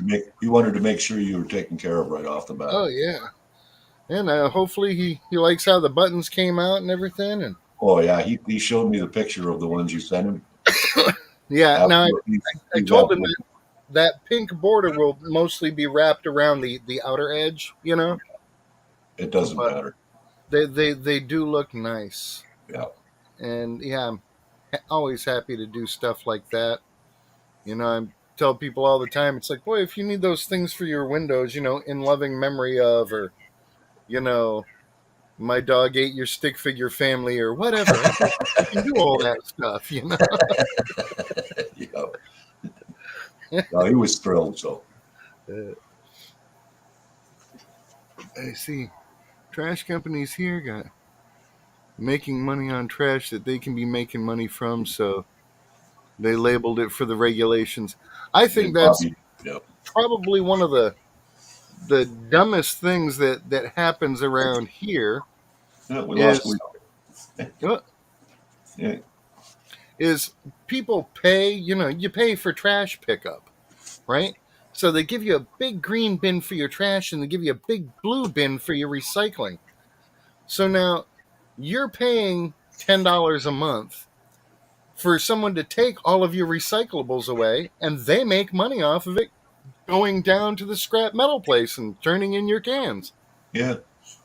It's like you're paying them to take more money out of your pocket. You're paying them to make money. Oh yeah, I got no problem filling up the back of the Vista Cruiser with empty beer cans and driving down the road 5 minutes. Yeah. You know, it's like you give me my. Please tell me you really have a Vista Cruiser. Oh, I wish I did. That would be sweet. That would be. You know, that show, that 70s show, when it ended, Wilmer Valderrama bought the Vista Cruiser for $500. Wow. Oh, yeah. Just to have it for nostalgia. It's like, you'd think they would have charged more, you know? If it would have been one of us, they would have. Yeah. Oh, yeah. Heath Doty says he's got to get in touch with you, Pat. Oh, absolutely. I'm sure you need stickers or something done. Yeah, someone else had reached out to me today. I don't usually check my emails till the end of the day because there's just so much crap going on all the time. But I know someone had reached out earlier wanting to talk about stickers. Who was it? So now would be a good time to email Pat. Johnny O. Johnny O. Yep. The Detecting Show with Johnny O. I know it's been a few months. I know at the time we connected, you were trying to re-engage about the stickers. Any thoughts? This is what I tell people all the time. Like, any thoughts? What can we do to make stickers for me? I can do anything, but you got to give me your basic ideas. Yeah, I'm not gonna do it on my own. It's like right now, you know, I'm supposed to be designing some type of poker chip style bar token for JP, and he's like, "You do good work. We trust you." So it's like, without some sort of framework, you know, it's hard to where to start. Yeah, exactly. You know? And I forgot to mention it last night because Mrs. JP got off screen real quick, but I need better and clearer pictures of the Bulldogs for stickers that I want to make for her. I've got a great idea. I've got a great layout, but the pictures she sent me just aren't working. You know, it's like if you get a picture like I'm on screen right now and you tried to just separate my face, well, this white bleached out area over here won't define for the cutout. So I've either got to zoom in microscopic and do that all by hand or say, hey, send me a better picture. Yeah, a better picture. Wait. it's a little rough with the dogs being both dark and light colored. Yeah, It's like, that's tough. I don't want to use stock photos, because Then all they're all the dogs same. all dogs' spots are different. So people will be like, "Oh, that's cute," but that's not Waylon. You No. know, right? I know Uncle Jeff would notice the difference. Yeah, Right. and if you use stock pictures, they're all going to be the same. Every picture you use is going to be all the same. It Yeah. won't be right. Yeah. No, you gotta have that personal touch in there. Yeah. Mm. Okay, what are we talking about? Greed and inconvenience. Da-da-da. Okay, I missed something. Oh yeah, trash companies. That's the new crime family. Yep. Mm. Okay. I'm getting sick of cigarettes that go out. I'd be better off. I got such a great deal when I was up in Tennessee and Virginia area. Down here, loose tobacco is expensive. I mean, if you buy like a 6-ounce bag of loose tobacco to roll your own cigarettes, you're looking 30, $40 or more. You Wow. know, up in Tennessee and Virginia, it's like $6 a bag. So it's like Really? great. And the little individual packets, like Tops tobacco, you know, down here, that's like $8 a pack. That's as much as buying a pack of cigarettes. But up there, it was like two and a quarter. So I loaded up on that stuff because all the homeless people around, when they're always like, want to bum a cigarette or get a few bucks, I can hand them a pack of Tops. It's made their day and it hasn't broke the bank for me. So for the price of one pack of cigarettes, I can give away 4 packs of Tops tobacco, you Yep. know? Yep. And my wife's not too keen on that when I put it in the homeless packs that we make, but we buy stuff in bulk. So we make these homeless packs we carry with us that have clean socks in them. They'll have the little pocket New Testament, a prepaid stamped postcard, and a little pencil if they want to write home to somebody, say, hey, I'm still alive or whatever. A little bit of first aid stuff, some fishing gear, okay, and the rules in Florida on where you can fish and when you can't, lists of all the different food places that are around, this county, the next county over, because, we travel around in our area. But we always have these homeless packs ready to go to give to people. And she hates it when I throw tobacco in there, but dang, man, until you've, fished a few butts out of an ashtray in front of a hospital, you don't realize just how good it is to have your own fresh pack. You Yep. know, that'll make you feel like king for a day. You know, See, Yep. now that's the kind of stuff right there that people don't know. yeah.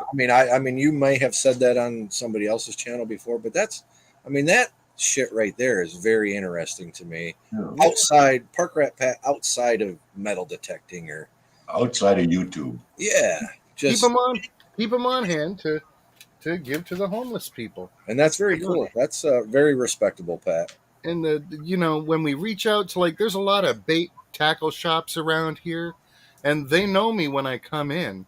Okay, when they're taking the line off of somebody's reel to put new line on it, instead of just trashing it all, they'll respool it for me because they know I'll take it out in 50-foot sections and bundle it up, throw in a couple of sinkers, a couple of hooks, a little bit of sponge, and that's it. I mean, if you're fishing for subsistence, you don't need a license.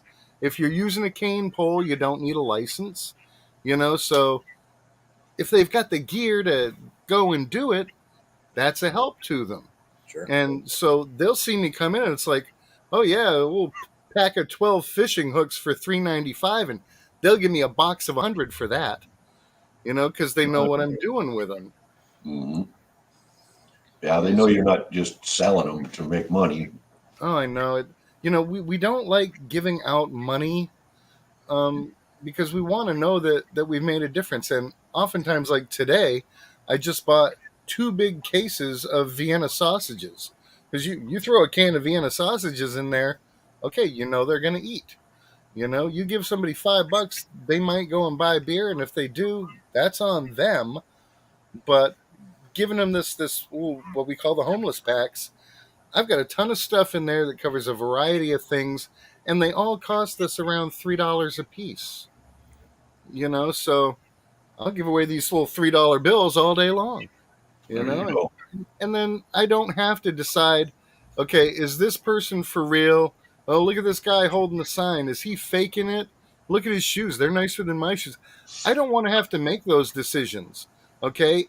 If they're lying about it, and a lot of people do, the fake homeless, that's between them and God.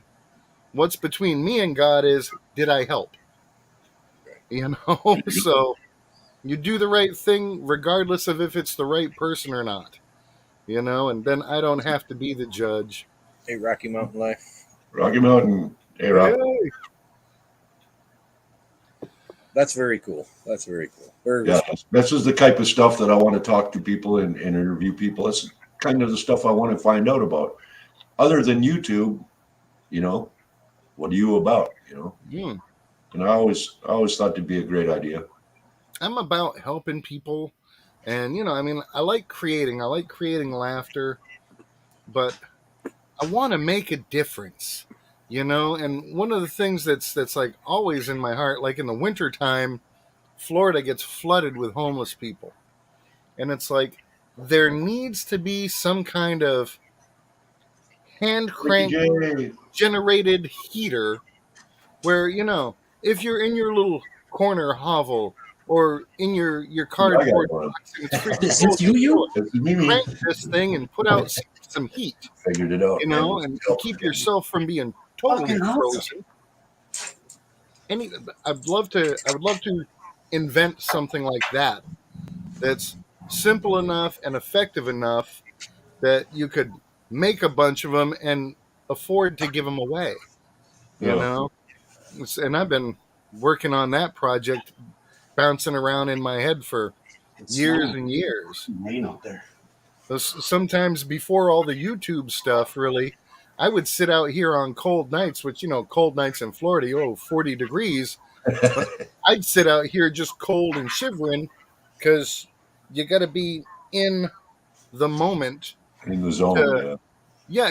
Necessity is the mother of invention. If you're not cold, you're not going to feel the necessity to create something that fixes the problem. Yep. Yeah. But I just want to be helpful. At the end of the day, I hope and pray like everybody else that my name is written in the book of life. But if it's not for lack of trying. Exactly. I don't never want to be famous. I just want to be remembered. Yeah, not forgotten. Yep. That somebody's gonna look back on my videos and goes, "Oh, he was an awesome guy," and somebody's gonna be like, "Did you get to meet him?" And they're like, "Yeah, I met him, dude. We partied together. I ain't never seen anybody take 4 hits of acid like that." Whatever the story is, as long as it's park rat fun, we'll be good. Yep.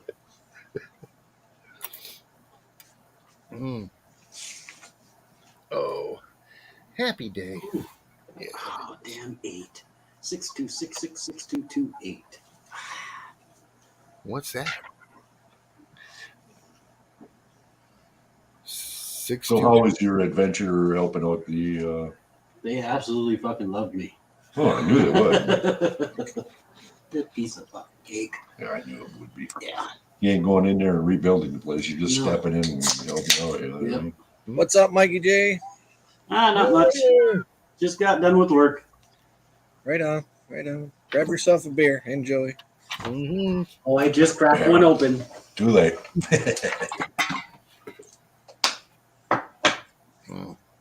So I can just attach. I got you loaded up here to send you an email, Pat. Mm-hmm. I can just attach a file with my can-do thing. Yeah. Yep. Or I'm looking at koozies. I mentioned it before. Oh yeah. Koozies all day long. If you've got the artwork that's super quick, if you've got like a basic idea, draw me a little hand sketch of what you want, and then I can go from there. I got And the can do Yeah. on the one side, the Mhm. logo, and just maybe on the other side of the koozie, just have it say the can do koozie. I mean, I don't know. I think if one side has the Can Do veteran logo yeah. and just big letters that say Can Do, and on the other side says Can Down, get me another beer. Hold that up with the white flag Now I flag. need another one. Can Down. Can down, can down, need another beer. Beer evaporation in progress. Oh, see, yeah, now that's I like that. I like that. That's Yeah, when I figure out what I want for stickers, I'm going to get a hold of YouTube, but it's going to be a while for that happens. I want to make sure this Asylum thing flies before I get Mhm. stickers made. And I've already got ideas on what to do with that. So Mm. come on.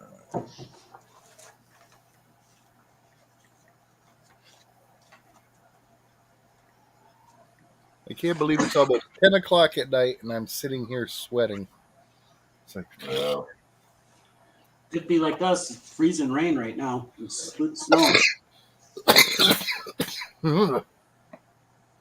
I could not deal with that anymore.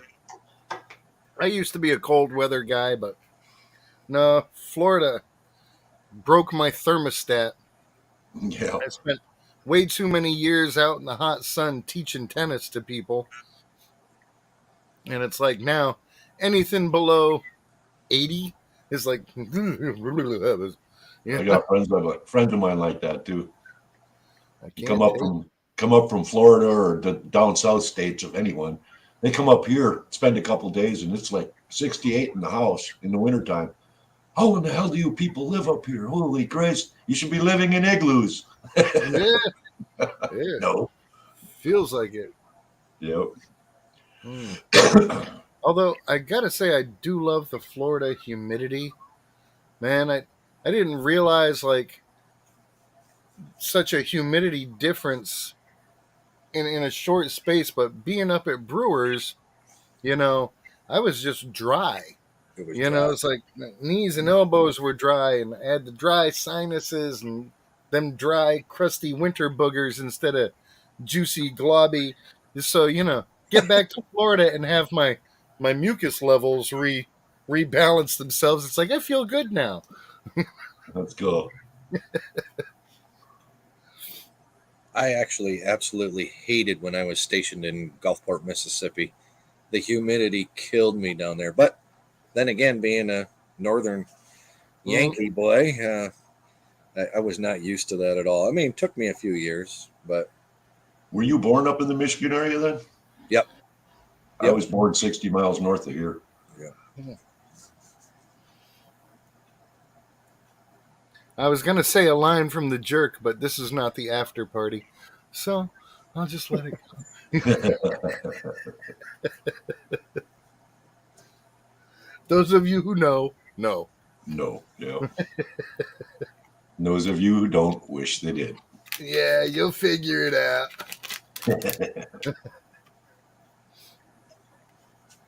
I was born in Maine. Spent most of my time in Maine and Oregon. Back and forth. Oh yeah. So I was used to cold and humid and damp. And you come from a state whose state bird is a duck.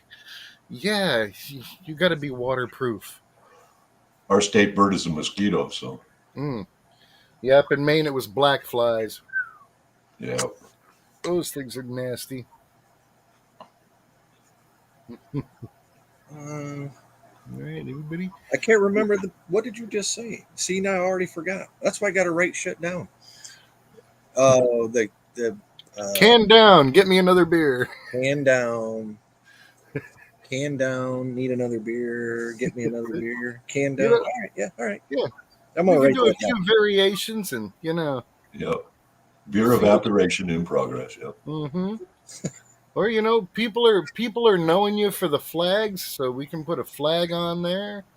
We can put whatever military logo you'd want to be on there. It's entirely up to your imagination. Well, my sticker is a variation of And the CB actual CB thing, and it's but always changeable, you know. So I like to think people would want to change their design up. It's like, okay, you've given away 300 or 400 stickers.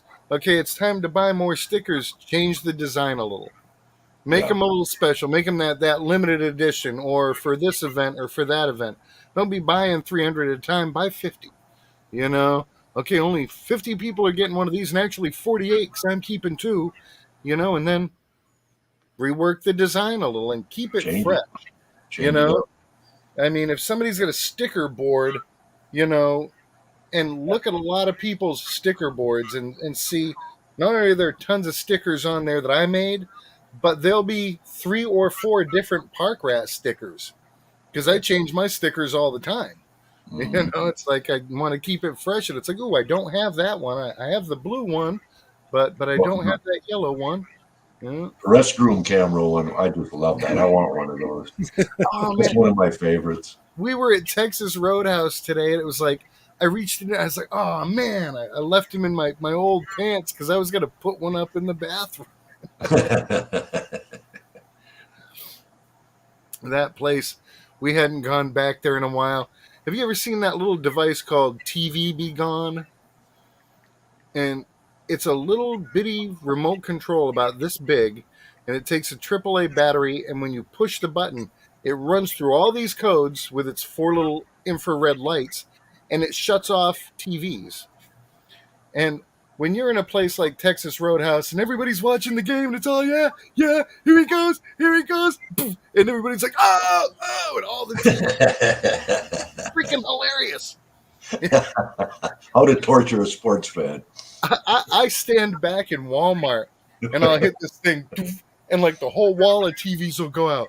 And they'll get a couple of their tech guys over there and they're like, this one came back on and that one didn't.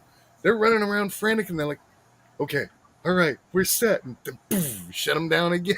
It's like, Yeah. she checks with me now. She's like, you leave that at home. It's like, Oh, what come was the point of on. spending $12 if I got to leave it at home? Yeah. There's no fun in leaving it at home. You know, I want to find a way to amp that thing up so I can affect the neighbor's TV from here.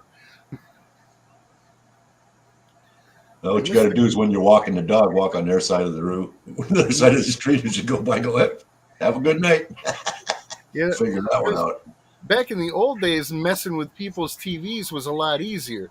You know, like the neighbors who lived upstairs, they'd make all kinds of noise walking around at night. And you'd bang on the ceiling, they'd, you know, and everybody back and forth because people were just ruder back then. But it was like, if I was home, you know, homesick from school, and I know, oh yeah, Mrs. Bentley upstairs is going to be watching her soap operas, I'd turn on the vacuum cleaner and go for a walk. It's because, you know, now she's watching her soap operas with all the static lines through it. Like, hey, you can be a pain in the butt, so can I. Go ahead, tell my mom. She's going to hit me for something else anyway. Yep. I didn't realize they had TVs back then, Pat. Oh, yeah. It was black and white like most of my memories. Yep. We didn't have cable, though. We literally had 3 channels, Yeah. ABC, NBC, CBS. And I was the remote. TV went off. You know, Yeah. they'd play the Mhm. national anthem, book, and then you'd see test patterns until 6:30 or 7 in the morning. I was the remote. I got slapped on the back of the head. That's how they changed the channel. Yep. Hey, We had boy, one of those- over here and change We had that one of channel. those clickitators that would actually just have the 2 buttons, click.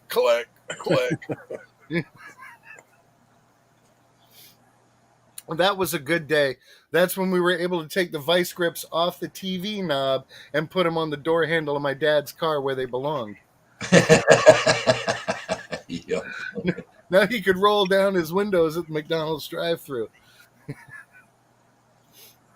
Yeah, we've had a couple cars like that. We know. Oh yeah, hell, I got one now. I've said it before. I'll say it again. This is the first car I've ever owned that had a homeless chick magnet. Sweetie. O4PCO. Oh, okay. Getting it. Operation 4 Paws. Yep. Yep. Mm-hmm. Yeah, I still got to work on Rocky Mountain stickers. That's been another one where I'm kind of like vague on where I'm supposed to go with that. You know, I think the design he has is already awesome. So how do I improve on that, or make it more personalized? Yeah, change it up. Yeah. Yeah, some things you can't mess with. It's like, this is why I never became a hairdresser. It's like, most women are just pretty. Why am I going to screw with that? Exactly. And you don't Although want me anywhere near your hair, trust me. I always thought that would be a good career. I mean, you're inside, you're in the air conditioning, you get to mess with chicks' heads all day. You know, get paid for it. I thought being a gynecologist would be the way I'd want to go. Yeah, yep. Freelance gynecologist. Yeah, freelance gynecology. What'd you Door say to about door. the cunning linguist the other night? I caught that. Yep. I got that. I started laughing. Like, what do you laugh at? Oh, never mind. What an idiot. You had to be there. Yeah, it's good stuff. I'm always talking on the videos like, oh, my eyes are so bad. And it's like, if I ever develop tunnel vision, maybe I'll just become a proctologist. The tunnel. That's it. It's like, well, I don't recognize your voice, but your breath still smells the same. Yep. Fill out the HIPAA form and take off your clothes. Yeah. I can't see you anyway. Yeah.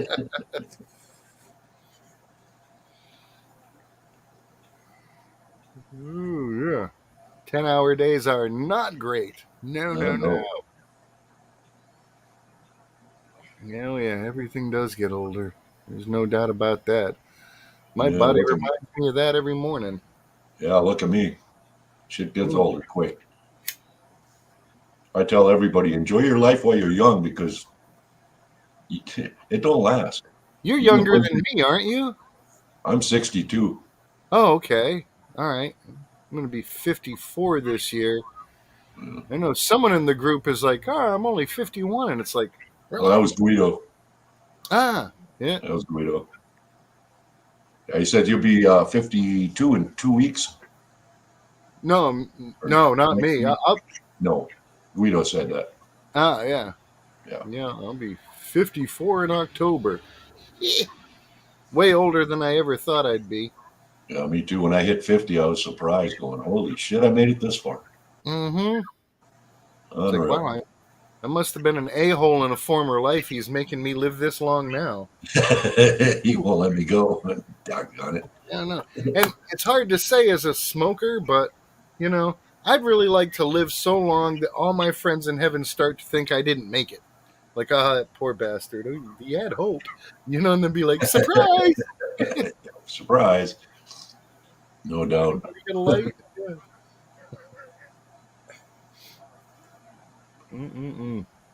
Now, can do. I got a question for you. As soon as you're done with the texting, whatever. No. Yeah, I had my all email figured out to send to Pat with the Cool. artwork uploaded, and then I get a message back immediately saying person not found, and I'm like, what the fuck? So I'm checking the email.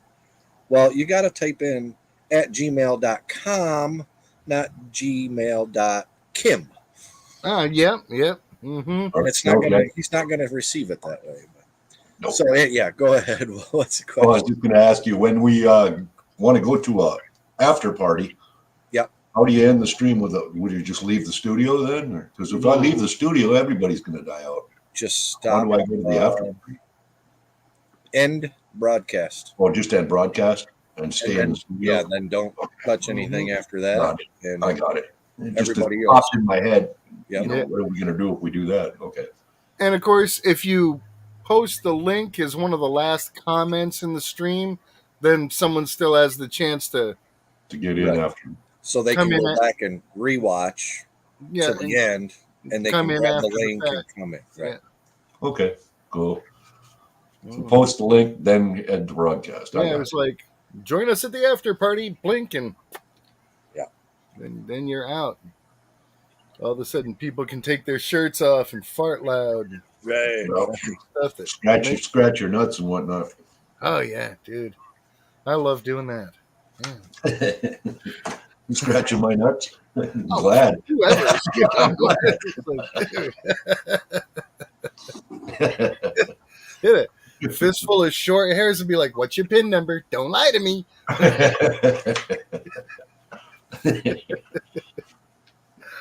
How do you spell that? Yeah, I learned this in prison. Yep. Good boy.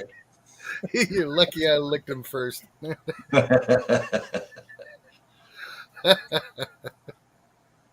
That's it. Rocky Mountain says you probably sent that email to Kim Jong in North Korea. Yes, probably. That's all right. They'll know. Well, maybe I'll get a Hello, response. bastard won't figure it out anyway. Let's see how we're doing. Oh yeah, we got plenty of time. The night is young. Wish I was. Yeah, me too. I swear sometimes I think my wife grew up under a rock. It's like Right. we're watching a show and I'm like, oh, it's Paulina Poroskova. She was married to Rick Ocasek. Who? Who? You know, the Cars? That guy from the Cars. Huh? Yeah. And it's like, wait a minute, when I met you, you were a party girl. Before I met you, you were a party girl. How do you not know who the Cars are? You know? Exactly. And so many things like that. We'll be like talking about iconic movies and stuff. And she's like, I never saw that. And it's like, how did you not see the Goonies? Yeah. You know? How did, Hey, how I've did you see Stand By Me? I've never seen Casablanca. She watches this show called The Blacklist, and she loves it. And she never knew that David Spade was a actor when he was young. And it's like I showed her a picture of him, and she's like, "Really?" And I'm like, "Okay, so you've never seen this movie, that movie, the other movie?" No. Same with Patrick Dempsey. She had no idea he was like a child actor. Yeah. You know, teen heartthrob at the time and all this. And it's like, where were you? What were you doing, honey? Yeah. Not paying attention, obviously. Yeah. Kind of like today. Yeah, well, she's making up for it because she pays attention to every damn thing I do. I can't get away with nothing. Nope. Hmm. Well, I've been a widower for 6 years. April 1st. April 1st would have been 22 years. She didn't die on April 1st, though. April 11th, she died. Oh, close enough then. It would have been 22 years of marriage on the 1st. Yeah, we've been together almost 22 years. That's cool. Only married for 3 because we figured we weren't having any kids. What's the rush, you know? Exactly.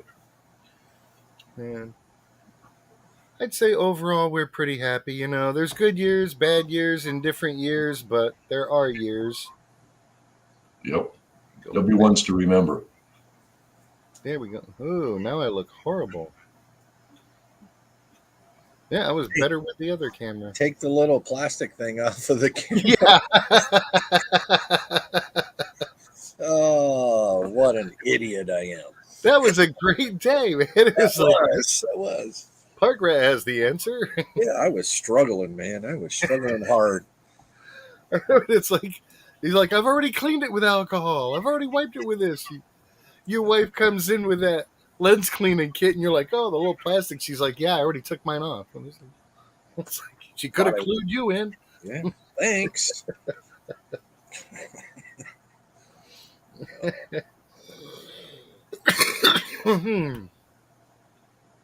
Oh, man.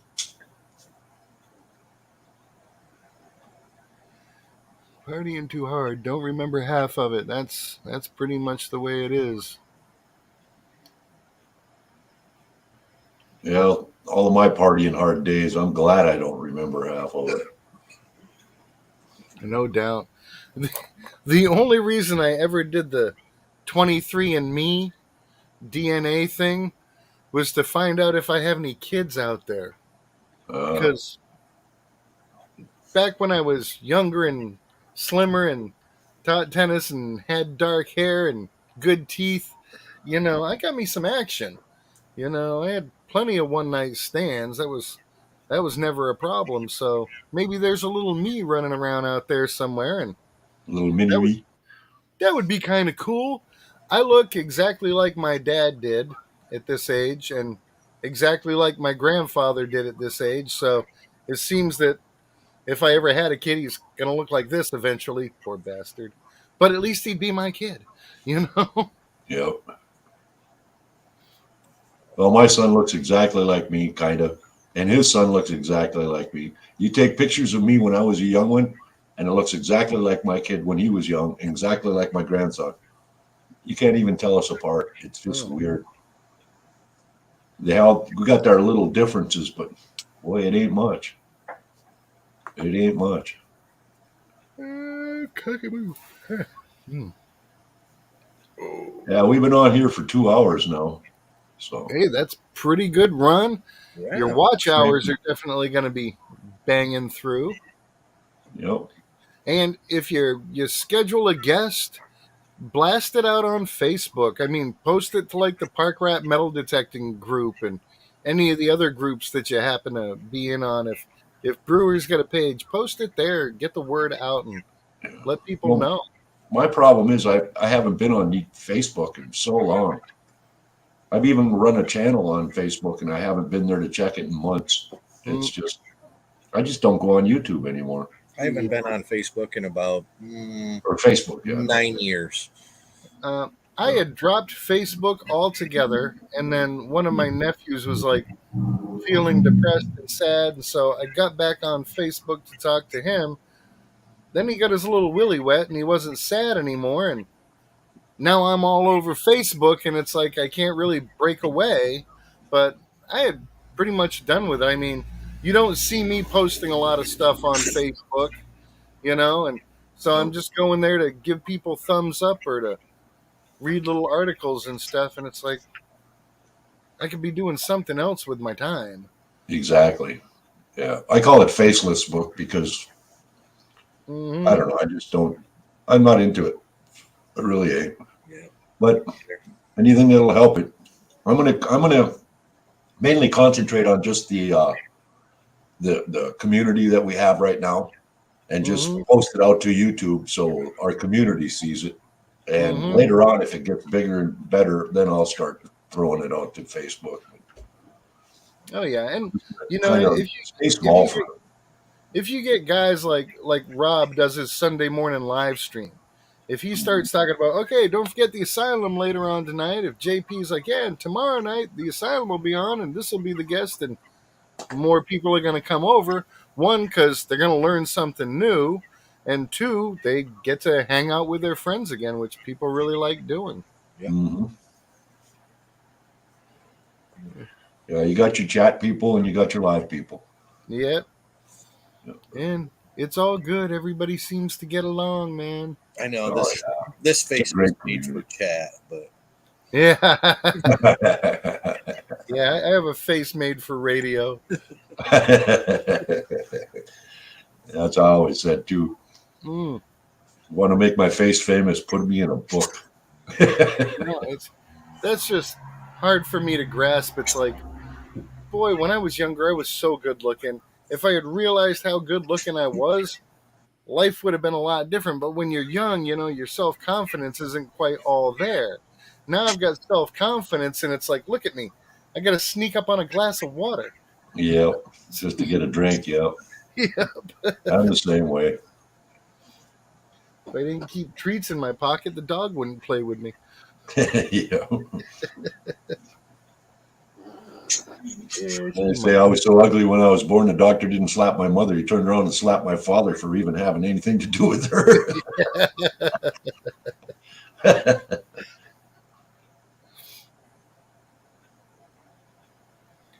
Already outlived his dad. Yeah.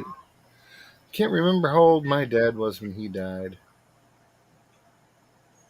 My father was 78 when he passed. Oh no, my parents were both in their 60s. I think Dad was 62 or 63, and Mom was like 69, 68. My mother's still alive. God bless her. Yeah. She'll outlive all of us. Yeah, that one. Jesus. She's healthier than I am. I'll tell you that. At 82 years old, she's healthier than me. Mm. Well, you need to switch to whatever brand of cigarette she's smoking. Yeah. She never smoked and never drank her whole My life. mom never stopped.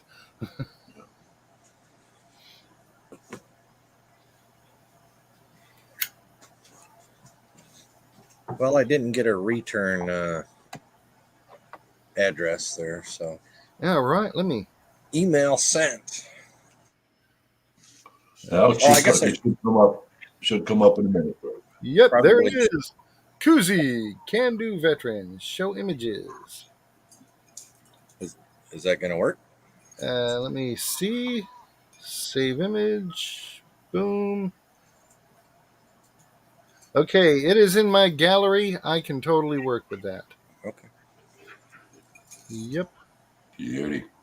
I guess Oh, I yeah. should put. I guess I should have. I can email you again. Maybe looking for. Well, I know the guys at Deer Camp are going to chew up quite a few of them. Mm-hmm. So there's at least 25. Maybe a batch of 50, maybe. -ish. Yeah. Yeah, that's And you totally still have doable. some left. Yeah. I'll end up. See, that'll be the tough choice. I can do all the black as one thing and add the color as another, or There's do it in one shot with a lot of cutout work, so that like what is white now just won't be there, Yeah, and that's this way the color of the coolie comes through. Sure. So I'll play around with it and see what works. And But yeah, and I'm not too particular on colors. Whatever color you think would be best. Oh, I don't know if orange would work with the greens and the blacks. possibly. I'll have to do some printouts and see how they look. Okay. You know, color on this screen is different than color on that screen. So many times I'll send people a picture. I've actually printed it out on paper and send them a picture of what I come up with, and then later it's like, oh, this color looked more lavenderish, and now it looks pink. And I'm like, well, it is pink. You asked for pink. You know, it's like, but I liked the lavender look, so now I got to go back through and try to pick the color that comes out lavender when it's done. But yeah, this design's already done.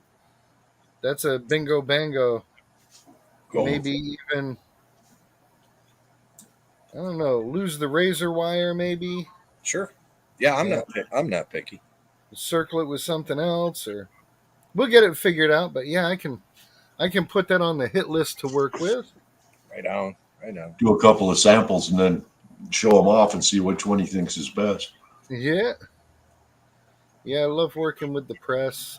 This is what I came up with for Jeff. Let me see, is that a better picture? And no, this one is. Okay.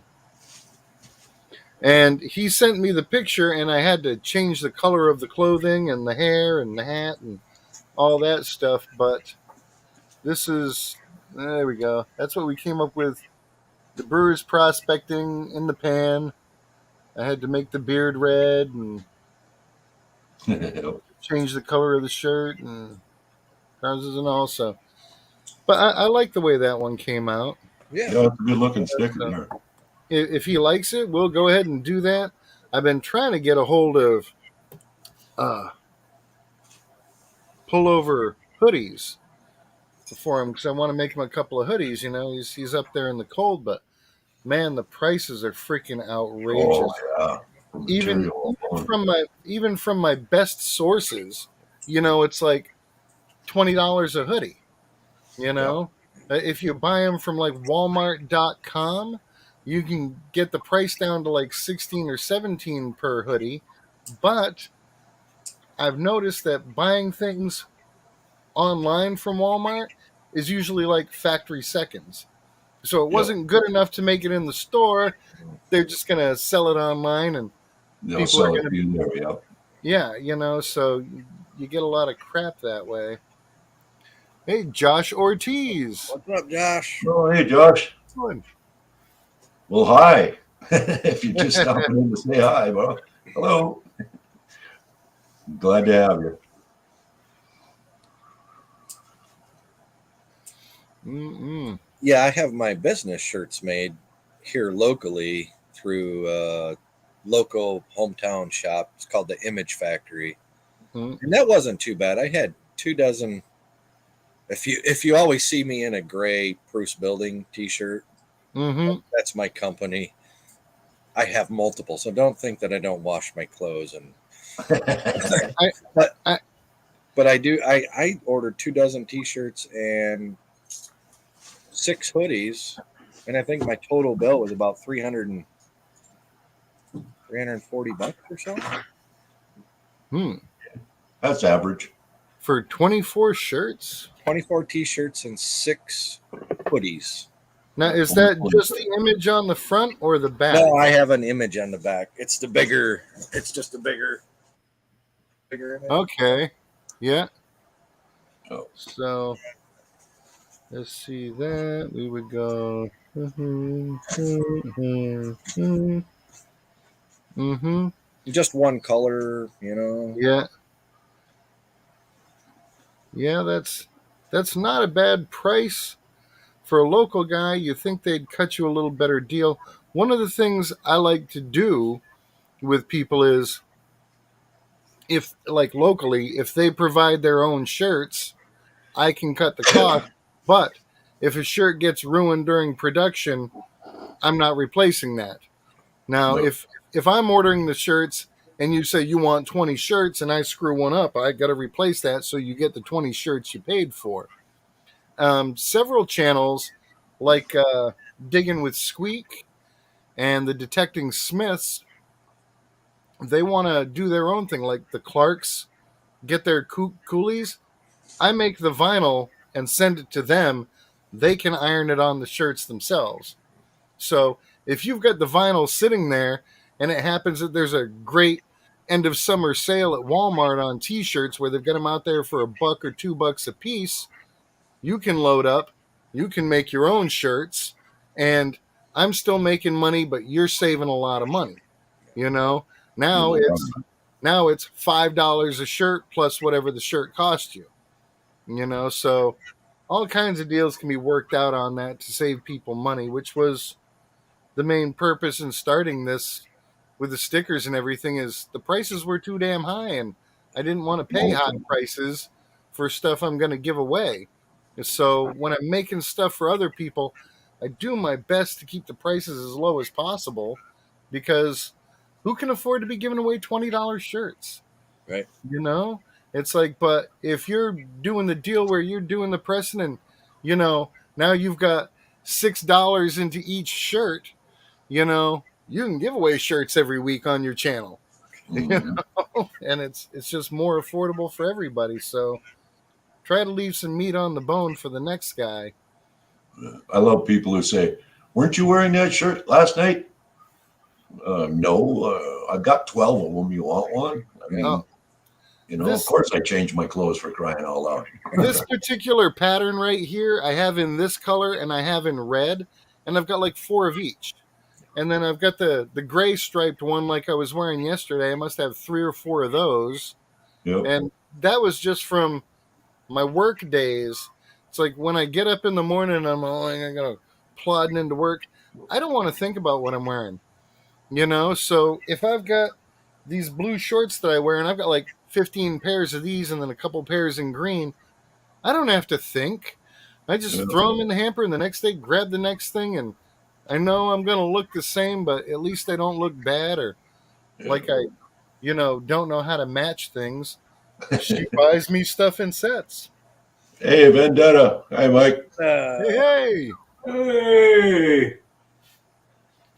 That was like when you were a kid, your mother used to lay your clothes out like a little flat guy. mm-hmm. My mother always used to put my underwear in my pocket. I left it there. Came in handy a couple times too, I got. You never know. Yeah, when you're at the school assembly pep rally and you throw them up on stage, Yeah. principals don't appreciate that, but it is funny. Freaks out the cheerleaders too. Oh, I have better ways of freaking out cheerleaders. Oh, We'll me save too. that for the after party. Yeah, I don't have that raincoat anymore.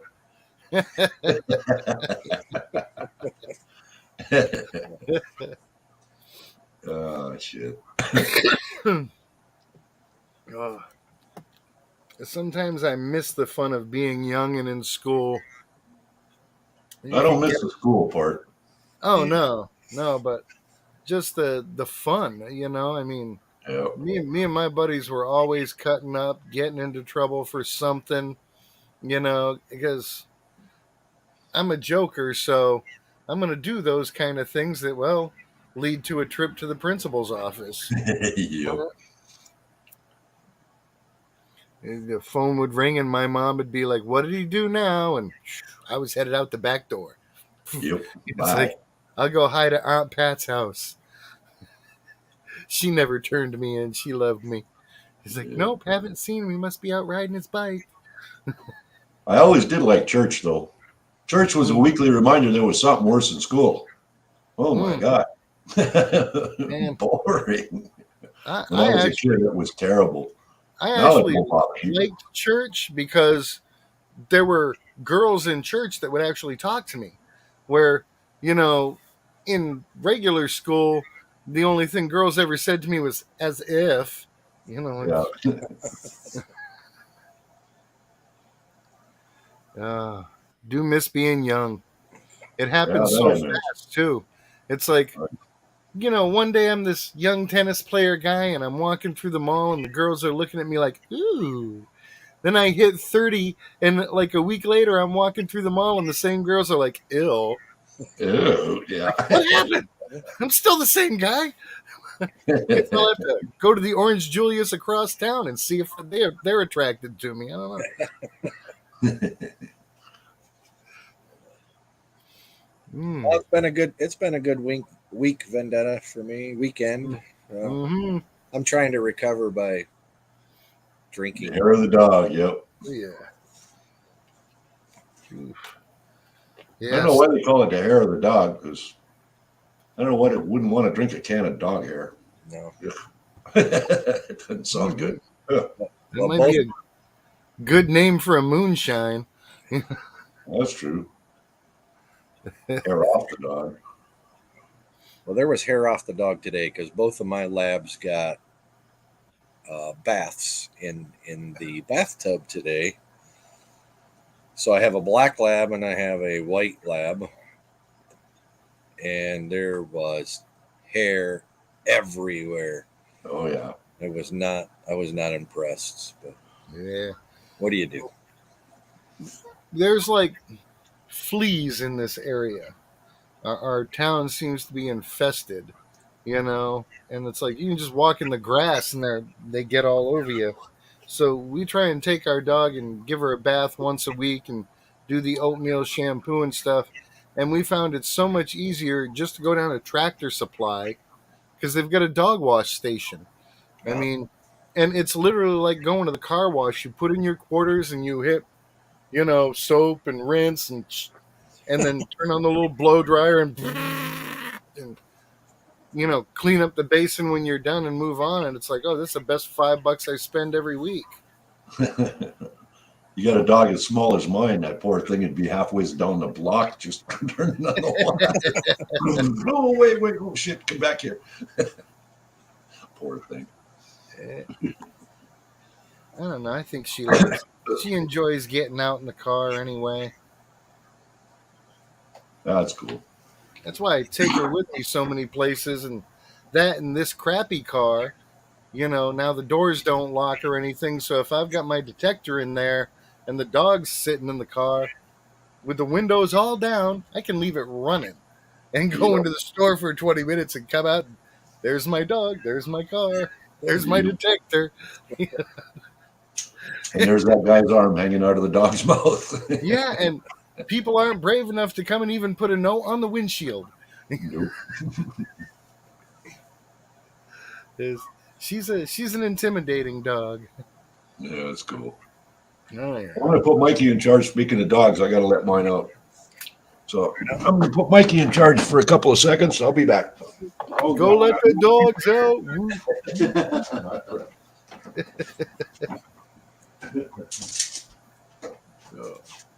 So you say I should get them buttons on Tuesday, huh? Yes, that's what the tracking number showed. I don't have it in my back pocket, but Oh no, don't. I was just making sure. that's what it showed when I sent that. I sent that at the same time I sent stickers to Metal Detecting with Randy. Right on. And so he's supposed to get his on Tuesday as well. And I like that. He changed up his design a little. So now he's gotten 50 of his originals, 50 of the new ones. And I think he's already working on another design that he wants to have done. So There you go. Keeping you busy anyway. oh yeah, Randy's a good guy.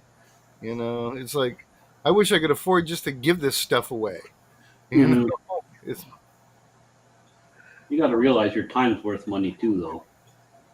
oh, see, that's the problem. That's the problem I have personally. It's like, oh, I don't charge for design time, and when I'm doing this, I figure very basic. It's like, okay, I spent this much in materials, I sold it for this much. That means I made this much profit. And we're like, oh well, what about your time? If I charge for my time, then there's a value on it. But if I don't charge for my time, then my work is priceless. You know, Yeah, that's Right. a good way to look at it. my life is priceless. You know, I didn't put a price on, you know, what's an hour worth to me. Doesn't matter. Do you like your stickers? Are you going to want more in the future? We're cool. You know, because if I wasn't working on your project or their project, I'd be sitting here smoking and joking or drinking beers, Mm-hmm. you know, and that same amount of time would be worthless. So Right. if I do things and don't charge for my time, then I'm priceless, and I like that. Well, that's why I threw you a little extra, just so you could, Oh, have a and beer I on me. super appreciate that because I wasn't braced for the shipping costs to go up. You know, the last time I had sent out that many buttons, you know, the price was like $2.85, and this time it was like over $7. And I'm like, geez, these freaking hikes. Yeah. You know, that's killer, and it's still I don't want to raise my prices, you know, if I can avoid it. I'm Yeah. not all about making huge profit, just a little, as long as the beast can feed itself and I have materials for the next order, I'm good. You know? I Yeah. don't care less if I really made a dime off of it. As long as I keep staying busy, I'm going to be happy. Yeah. I'll keep you busy. So I sent you the artwork for the koozie, which is Yeah. also my sticker. Yeah. I'm running low on just the plain white stickers. Mm-hmm. They're a 3-inch. Yeah. 3-inch. So, I mean, I'll send you another email, but yeah, shoot me another price on at least 50 of those white stickers as well. Let me take a look at my little. I have a bunch of the hollows, which are all right. Mhm. I I like like the the holographic ones. I like the iridescent ones. I love doing window decals, and I need to start pushing that more because window decals are just Hey, awesome. already today. Really? You see, 3x3. I have an event coming up where I think a lot of my shit's gonna go bye bye. So, Hmm. um, Well, that's good. I have, I don't know, I probably have 70 maybe 70 stickers there, but I got a funny feeling I'm going to need more. So, and the koozies, I want to add the koozies to the can do line of things, and some of these. I have 5 flags that are off the market right now, so got a little thing going on coming up in a month or so. So Yeah. So on a 3-inch die cut sticker, 50 of them would be around $70. yeah. But Mhm. I try to keep up with competitors' prices, without cutting my own throat. But I mean, you can do 100 stickers for around $97. You know, and again, I know there's great deals out there. There's lots of sticker makers who are going to be like, "Ooh, we've got a sale going on this weekend. Get 500 stickers for $200." If that's your thing, go for it. I don't feel slighted in any way. Right. The only time I ever got bothered by that was one YouTube channel who no longer exists. I spent a ton of time getting their logo just right and putting in all the elements, and they were like, "Great, we'll be ready to pull the trigger on this in a couple of weeks, and we'll let you know when."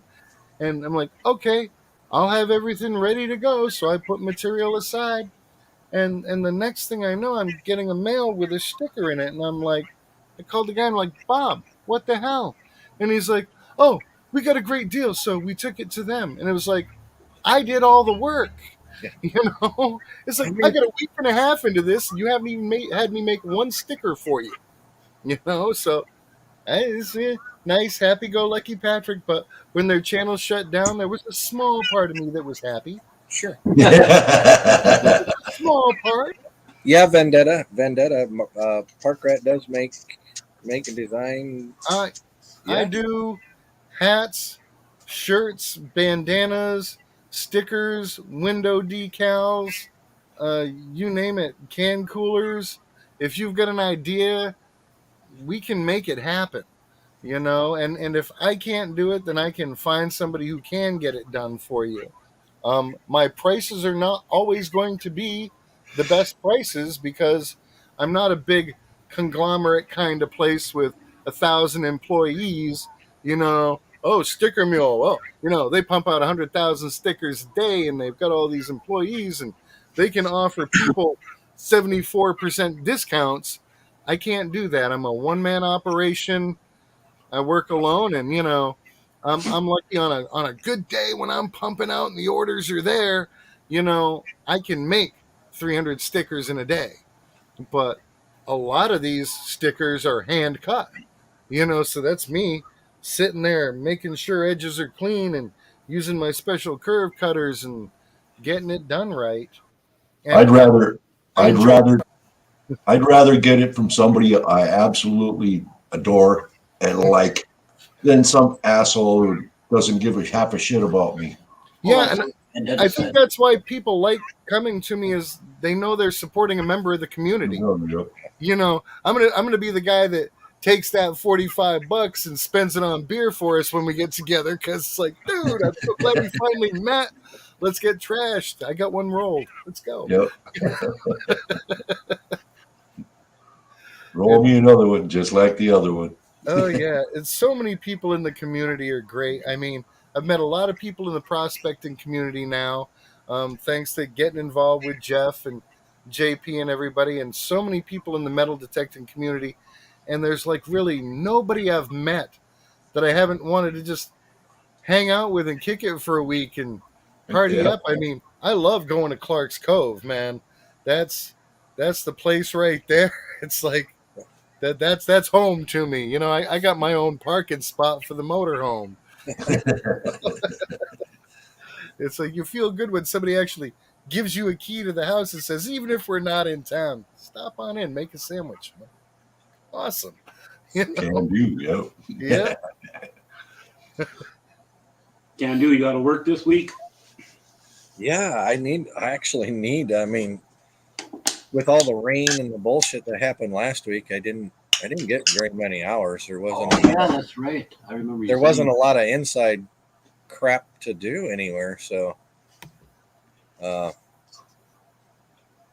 hopefully this week I can crank out a good week. Hopefully, because it's snowing like a banshee outside here. Yeah, It's snowing big time. Could So I not was doing with the paper towels, wiping my hair down. It just, I got wet just standing out there. That's how bad it's snowing out there.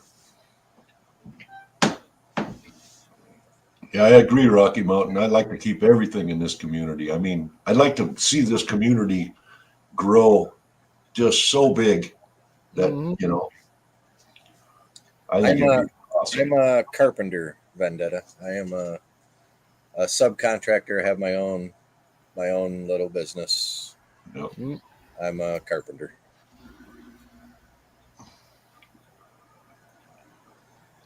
Yeah, everybody says, "Are you a jack of all trades?" No, I'm a jackass of a couple of trades, but I'm not really a jack of all of them. No, I'm a jackass of a couple.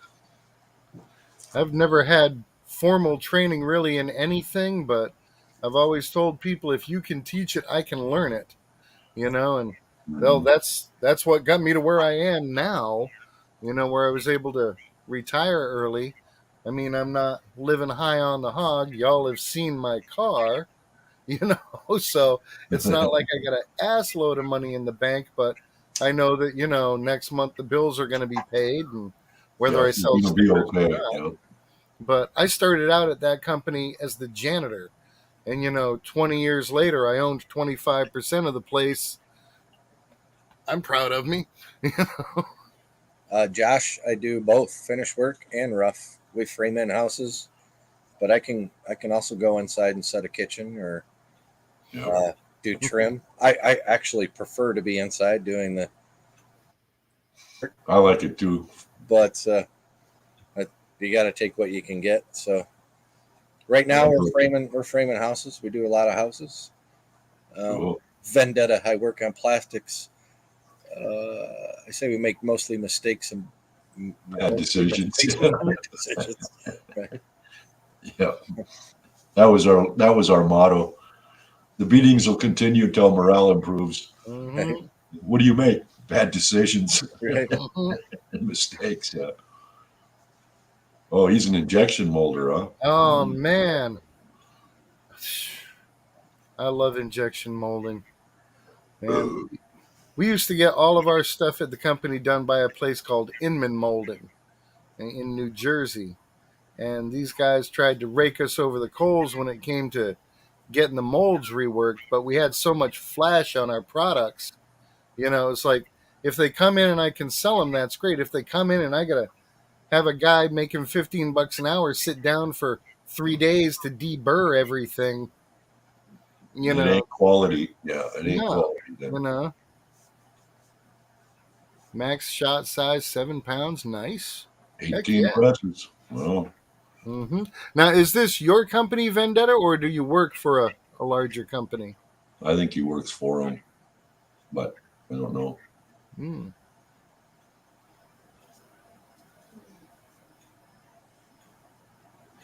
Yeah, I know, and a lot of things they just want to pass the work on to someone else.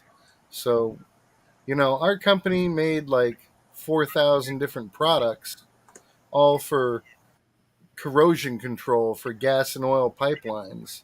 Ah, That's the key right there, man. I tell everybody, and I told all my nephews, but none of them have listened. They complain about, I don't make enough money for this and that. If you go to nace.org, NACE.org, and look up training and then hit CIP level 1, that's a certified coatings inspector for pipelines. Okay? It's a $2,000 to $3,000 course. It takes 2 weeks. And plus your time in Texas while you're getting trained. So in a hotel, literally under $5,000, you can get trained to do this job. And it pays $90,000 a year. And again, this is only working 5 or 6 months out of the year because you can't do it in the wintertime. but your certification is good worldwide. So if you speak another language, you can take your winters and go to another country and do the same damn job. And it's really hard. You sit in your truck and you watch the guys assemble 2 pieces of pipeline and put the coating on it, and then you get out of your truck and you go inspect the coating. You either make them redo it or you sign off on it, and then you've got to move your truck 20 feet in that direction to watch them do the next section. Tough. All of Might my hurt. nephews could be doing this, but I no. might strain a muscle. Yeah. They're bagging groceries, they're flipping burgers, you know. Yep. And Yeah, it's like, that's okay, you just spent $8,000 on a truck. That was your education. Okay, you could have gotten a loan to go and get educated, and you can be your own boss. You don't even have to work for another company. You can just go on to the NACE website and say, I'm available. These are my certifications, and companies will reach out to you. Yep. They Just have to. Just coatings inspectors alone, there's over 250,000 job openings in this country. Yep. Hello. There's no reason for a young person, male or female, not to be making good money. You know, if they want to apply themselves, and most of what they're going to learn is about record keeping. You know, where's the job location? They want the specific conditions. What's the temperature? What's the relative humidity? What's the ground soil resistivity like? Who are all the people working on the job? And you've got to have all this records keeping done. It just, I don't get kids, man. I'm glad I didn't have any. I'd probably choke one out. Because, Yep. you know, if I found myself in desperation of desperations, I'd borrow $5,000 and get the training myself. Because then I know, okay, I can breathe. The money's coming, you know? And that's always been my backup plan for the last 10 years. If things hadn't worked out the way they did for me selling off my part of the company, I'd be sitting somewhere right now in front of a pipeline watching them put it together. And the great thing for young people with this is the company pays for you to travel. They pay your room and board. They give you a per diem for food. Literally, you don't have to buy anything. So all the money you're making, you can be socking away in the bank. I know one guy who did this, and he listened to the advice when I first started. He went and he took the training, and he did his thing. And when the winter would come, he'd go to Portugal because he spoke Portuguese, and he'd go to Portugal and he'd do the job there, and he'd come back. He did it for 3.5 years. Now he owns Moody Tire down the street. And it's just a big shop, 6 bays, and that's all they do is tires. They don't do alignments. They don't do nothing. Just tires, on and balanced. Motorhomes over here, bigger trucks over there, small cars over there. He just made his money and saved it up to do what he really wanted to do. Yep. But, you know, young guy, he's like 35 now, and he's never going to need, you know, because he listened. Yep. Mm. Yeah, these young kids nowadays, you can't tell them nothing. I mean, No, they know it all. they think they know it all, and Jeez. They're freaking ridiculous. You know, my nephew's like, I can't believe the price of gas and this. And it was like, you bought an 8-cylinder truck after Biden was elected. yeah, duh. Slap yourself on it. Put your face right here. You brought that on yourself. Now, I bought him a nice car. I bought him a Nissan Murano that was all decked out and ready to go. And what did he do? He got squirrely and wrecked it. Of course. You know, and so You instead of didn't earn going it. That's, and you didn't buying earn it. That's another right. reasonable car, no, I want to get a big old truck and put the flags on the back and blah, blah, blah. And it's like, I got no money. Well, you got no brains. Yeah, you have no brains. Well, he didn't earn it. That's why he didn't care about wrecking it. If he would have earned it, he wouldn't have wrecked it. He would have had to work for it. Yeah, I keep telling him, man, you're going to have to get a second job.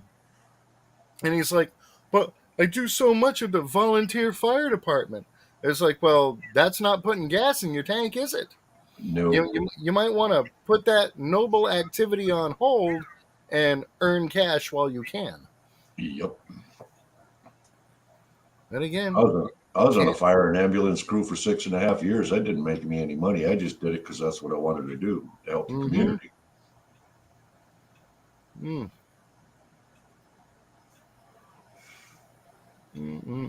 But you ain't going to make a living doing that. Volunteer. Oh, no. No, I said, man, you want to do volunteer work, get busted drinking underage. They'll make you do volunteer work. Yeah. Saturdays that suck. Yeah. It's like, then you can call me from the Goodwill and tell me if there's anything nice up for grabs.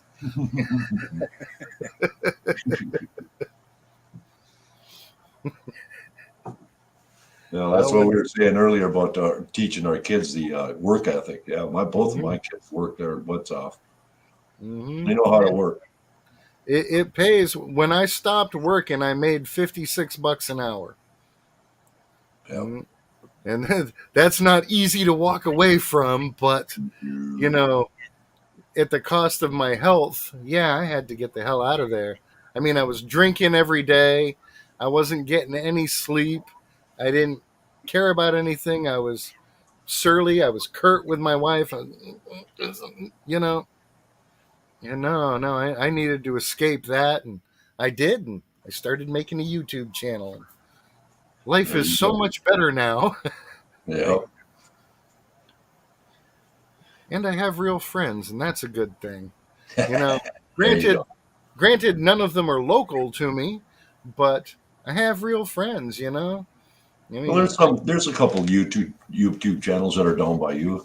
Oh yeah, but you know, it's still like a 3-hour drive. But as far as like now, okay, it was great being at Brewers, hanging out at his place, drinking beer, laughing together, being on the live streams. Hey, what's up? We're here. You know, I don't have anybody that comes over and has a beer with me that I can sit down and smoke a bowl with. And the people I do have, the ones that are 2 or 3 hours away, well, they don't drink beer or smoke weed. Yeah. You know, so it's like, you know, I sit like down and bullshit with them, but yeah. Yeah, and it's just not the same if, you know, it's kind of like going to some family function and you're the only smoker. You feel like you stand out, or it's like, oh, I can't get near anybody because they're all going to say, oh, he smells. And, don't need that. I don't like the way I smell. Go away. Yeah. Get away from me. And bring me a beer on your way back. You goddamn lucky I don't fart.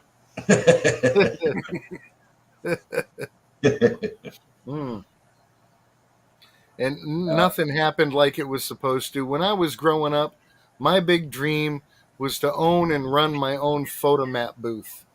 You know, we had that booth in the middle of the parking lot. You got to develop pictures for people, and well, a lot of people took dirty pictures, so you could make your own copies, but that would be nice. And no, by the time I was old enough, photomat booths weren't a thing anymore. Nope. You know? It's So by the many wayside. so many things they showed us in life never came to fruition. I mean, at some point in time, I should have been riding around town in my convertible with my Mr. Microphone going, hey, baby, I'll be back to pick you up later. But that didn't happen. No. Freaking TV lied to me, man. Somebody owes me a hot chick on roller skates. Damn it. Yeah. Our own total childhood was a lie. Yep.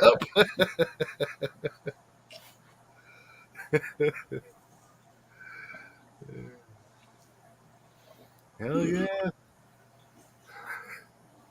Yeah, those booths were great, man. That was like one of those dream jobs, kind of like being a garbage man, because you could ride on the outside of the truck. It's like, those guys are cool. Yeah, until you realize that they're out there in the freezing rain and the freezing cold, and then you realize that's not that much fun. Yeah. Then you get the smell of that garbage. Whew. Oh, yeah. And if you go home smelling like that, you can pretty much rule out that you're going to be hooking up with a supermodel. Yeah. Or even a cute girl from the local news channel. Yep. Now it's the same thing like smelling like printer's ink all day, and you dust it from the paper, and it stink from the cleaning products. And you come home and your clothes smell like that no matter how many times you wash them. It still stinks. Yeah. I don't miss those days at all. It's just kind of like being a cook. Well, I suppose, yeah. Yeah, but at You least don't if you smell smell that. like rancid food, you have lots of dog friends, you know? Oh yeah, all the dogs love me. Yeah. At least you have friends. Uh, I went to a culinary arts school when I was in high school, and it was like, oh, you're gonna be a chef, you're gonna be a chef, and it's like, no, I just want to know how to cook Exactly. because I figure at some point in time I'm gonna need to take care of myself, and I don't want to be living off of ramen noodles and hot dogs, you No. know. And I so like I I like to learned eat. how to cook. Yeah, and then of course I marry a woman who likes everything plain. So no spices or seasoning on anything. Everything's got to be well done. Doesn't like vegetables except for corn and carrots, and won't eat anything touched by fire. So there go all the barbecuing skills out the window. Yeah. No Yeah, I turkey work meat. in the military. You work with these big steam kettles full of shit. You don't ever Mhm. do anything small. It's all Mhm. 5,000 pounds of shit you're stirring with a goddamn shovel that's bigger than I am. You know what I mean? Mm. So the military was a little different. Ah, I see Rocky Mountain sold the company for the rescue. Oftentimes, the things you do to help other people end up helping you as much, if not more. You Yeah, know, quite a few it's times. yeah, that's that's the way it should be. Yeah. Hmm. The current wall frames are smelling like glass and metal cleaners. Hell yeah! For $15 an hour, I would come home smelling like I was at a titty bar all day. Hmm. Oh yeah. Don't bother me none. Hell no! And it's like I don't know where those girls get their particular perfume, but why can't I find that smell for my wife? It's Well, you're gonna have to go into a titty bar and ask them. Hey, yeah. woman, come here. Hmm. Yeah, that's one of those smells that makes you feel young and alive again. Uh, Ones I couldn't stand were the patchouli oil. Oh Oh, God, that's a horrid smell. oh no, I no, can't stand to be even close to anybody with that garbage. no, no. I don't Just care me. how cute of a hippie she is. If she smells like that, she can ride in the back of the truck. Yeah. Well, that's what they used to fumigate the hippies with. Yep. Yeah. Bad news. Ugh. I remember those days. Whew. Oh yeah. That's that's been one of the blessings of my life is having a really good memory. I can remember from like 3 years old on, and Yeah. I remember a good portion of it. it was a wild time. One of the best things that ever happened was my dad came and picked me and my brother up for the summer and took us to meet his mom, which like we'd met her when we were young, but we were probably 5 or 6 at the time, and we were going to Nani Chiazzo's house. And we walked in the door, and oh hey, and everybody's hugging and this and that and all, and pinching the cheeks and everything, and turned around and it's like, Dad, Dad, that guy looks like Bowser from Sha Na Na. It's like that is Bowser from Sha Na Na. No It was shit. like the lead singer Johnny was my cousin. Wow, that's It was cool. like awesome. So we pulled out our 110 cameras and we were taking pictures with everybody just to show our friends back at school when summer was over. It's like, yep, that's right. I got famous people in the family.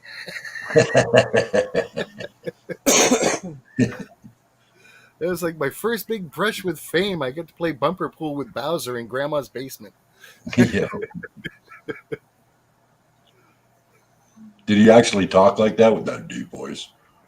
No, Oh, no, I didn't think so. No, no, stage voice. not like the way he sang it. And all the guys wore glasses. It 50s. was like they didn't wear glasses when they were on their show doing their stuff, and then They all wore glasses in real life. And it's like, okay. We got some famous in my family a little bit, not so much on that level, but if you were to Google the potato chip lady, that would be my great aunt, my Aunt Myrtle.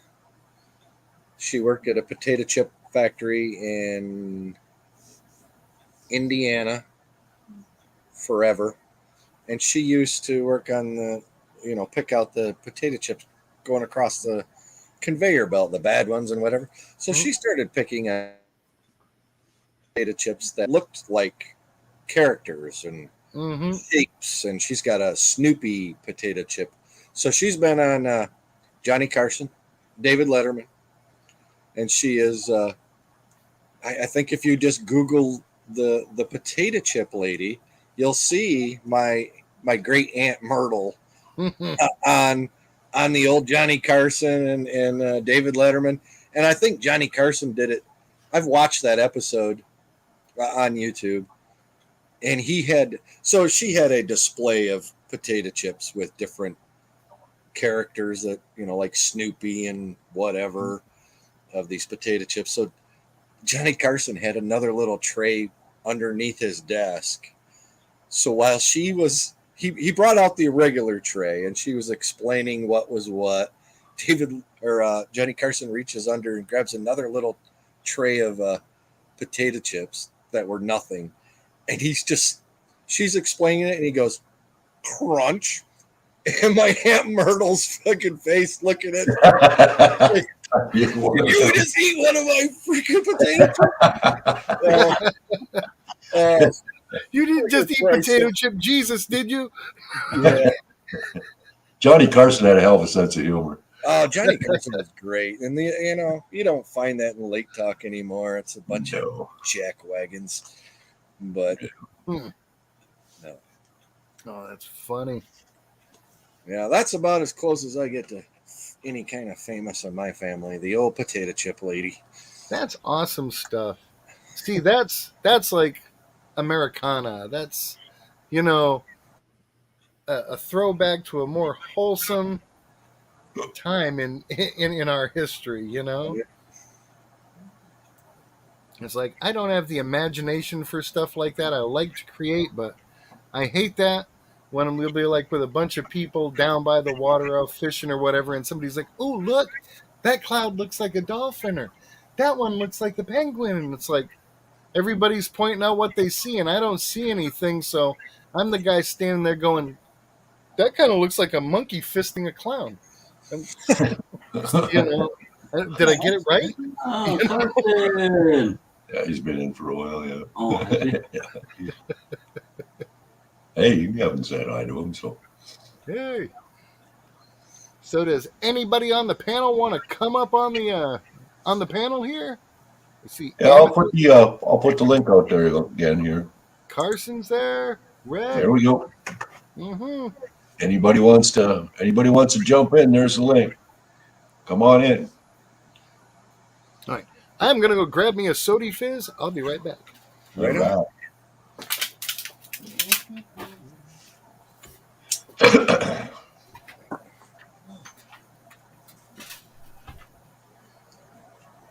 Home into your ass.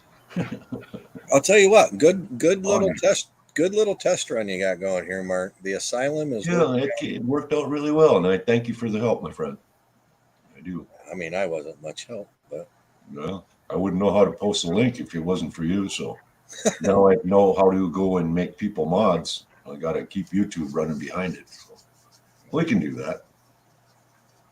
Like I say, once I get the hang of this, I think this is going to be a good thing. Because I know people who've got YouTube channels that they do absolutely nothing on and don't say a word, and you don't even see their face, but they've got, how many million of subscribers, and I'm just shaking my head going, why? That's not content. That's somebody with their fingers in the camera planting a garden or whatever. You know what I mean? So Amethyst is in chat over. She just looked up my aunt, the potato chip lady. Pretty cool. Thanks, Amethyst. Yeah, check it out. I think it's funny as hell. On Carson. Well, he's saying no. Venena's saying Carson. I'm saying Johnny Carson. And David Letterman. Well, I've got one person, my cousin Frankie. He's a professional opera singer. He's sang with Luciano Pavarotti and all kinds of other people. So he's the only famous one in my family. I'm related to Clara Barton, the founder of Red Cross. Oh yeah. Well, cool. Yep. That's pretty neat. This is good. I went in and was telling my wife what was going on, and she's like, "Can do. Is he the one that's the silver guy?" And I'm like, "Yeah. We were talking silver the other day." And she's like, "You got to show him what you got." And I'm like, "I totally didn't think of that." Oh, I seen your video. Or is this? Oh, This. not a fine. This is just a. It's a blue This. box. And we hit an estate sale.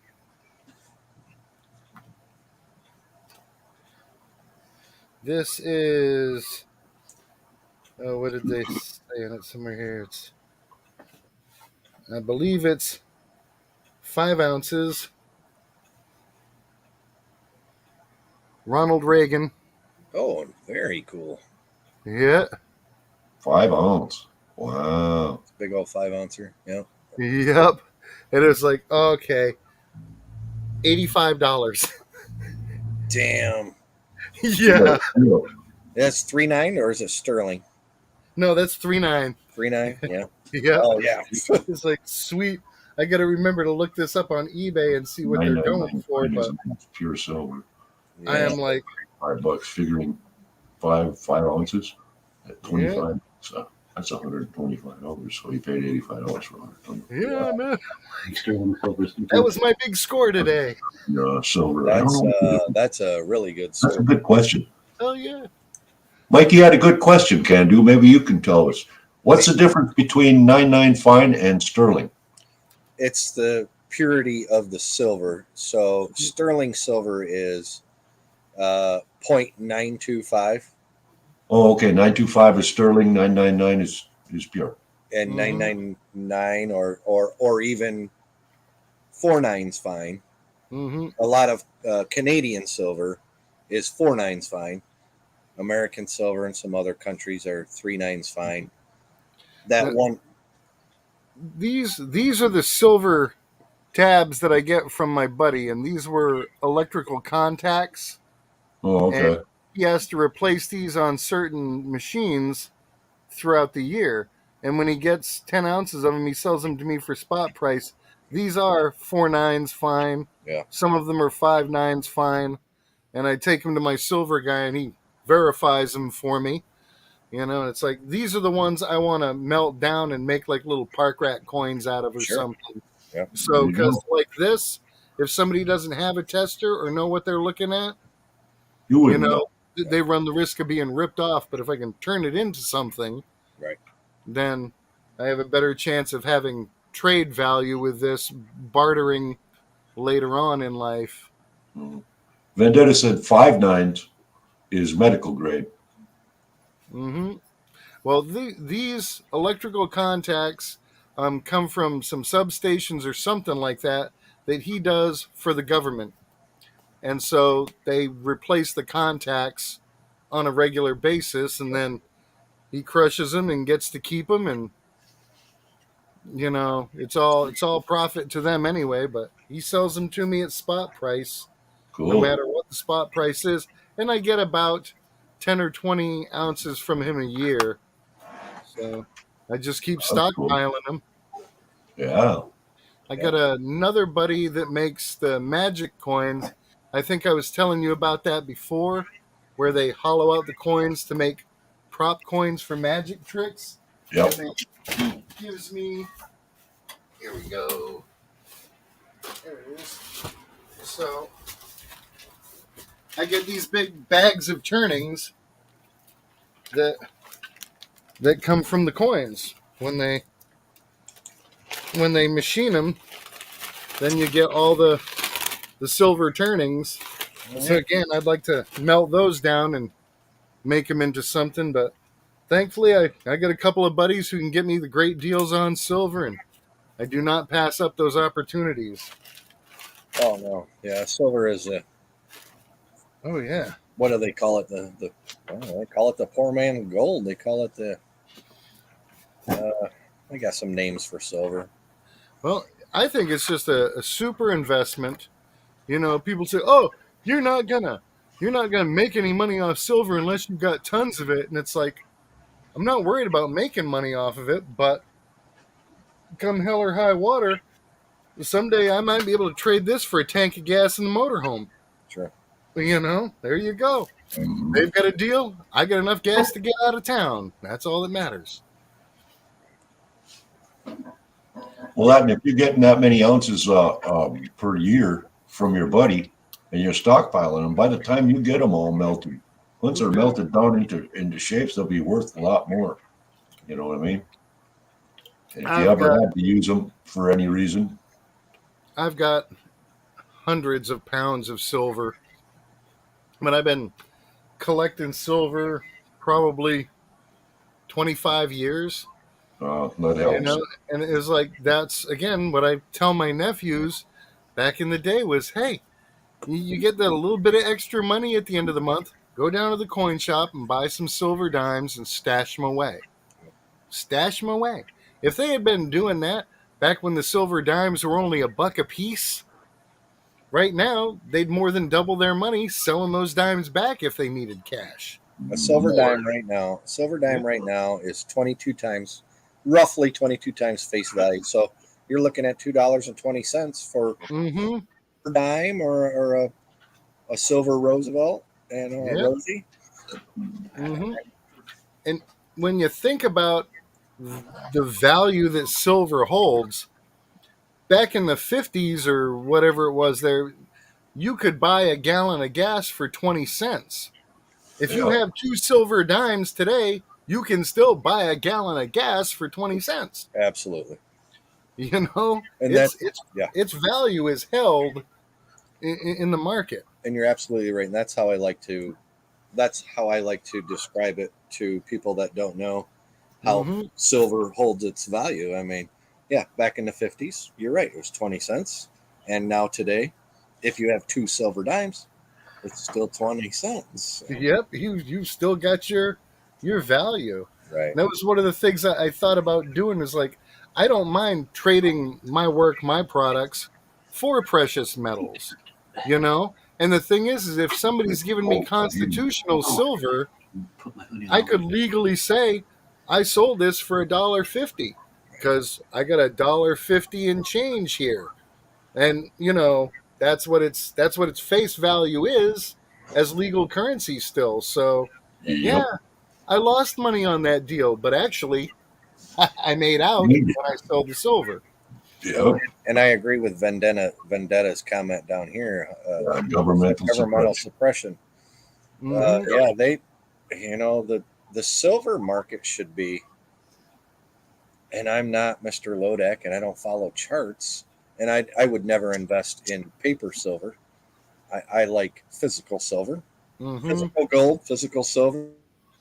If I can't I touch don't it, deal don't. with charts and paper Mhm. That can investment. all go away within a snap of a finger. Oh But yeah. Vendetta's right. I mean, the Push of a silver should the gold to silver ratio should not be what it's at right now, and I don't know what it is right now. I think it's I don't know. I don't even want to say because I don't know, but it's probably somewhere between 30 to 40 to 1. So you're Mhm. going to trade 30 to 40 ounces of silver for 1 ounce of gold. That's your silver to gold ratio right Mhm. now. I mean, that was kind of the last I knew, but Mhm. and that is way off. I mean, I think we all agree that that's way off. Silver holds way more value than 30 or 40 to 1 to an ounce of gold to an ounce of silver. It's about 80 to 1, but so says Vendetta. But when they changed and went from the gold and silver standard for our money and went to the Federal Reserve, that's where we got screwed right there. Our money would be worth a lot more if we would have stayed with the gold and silver standard. for our money. 80 to 1. Okay, see, I haven't checked in a while, but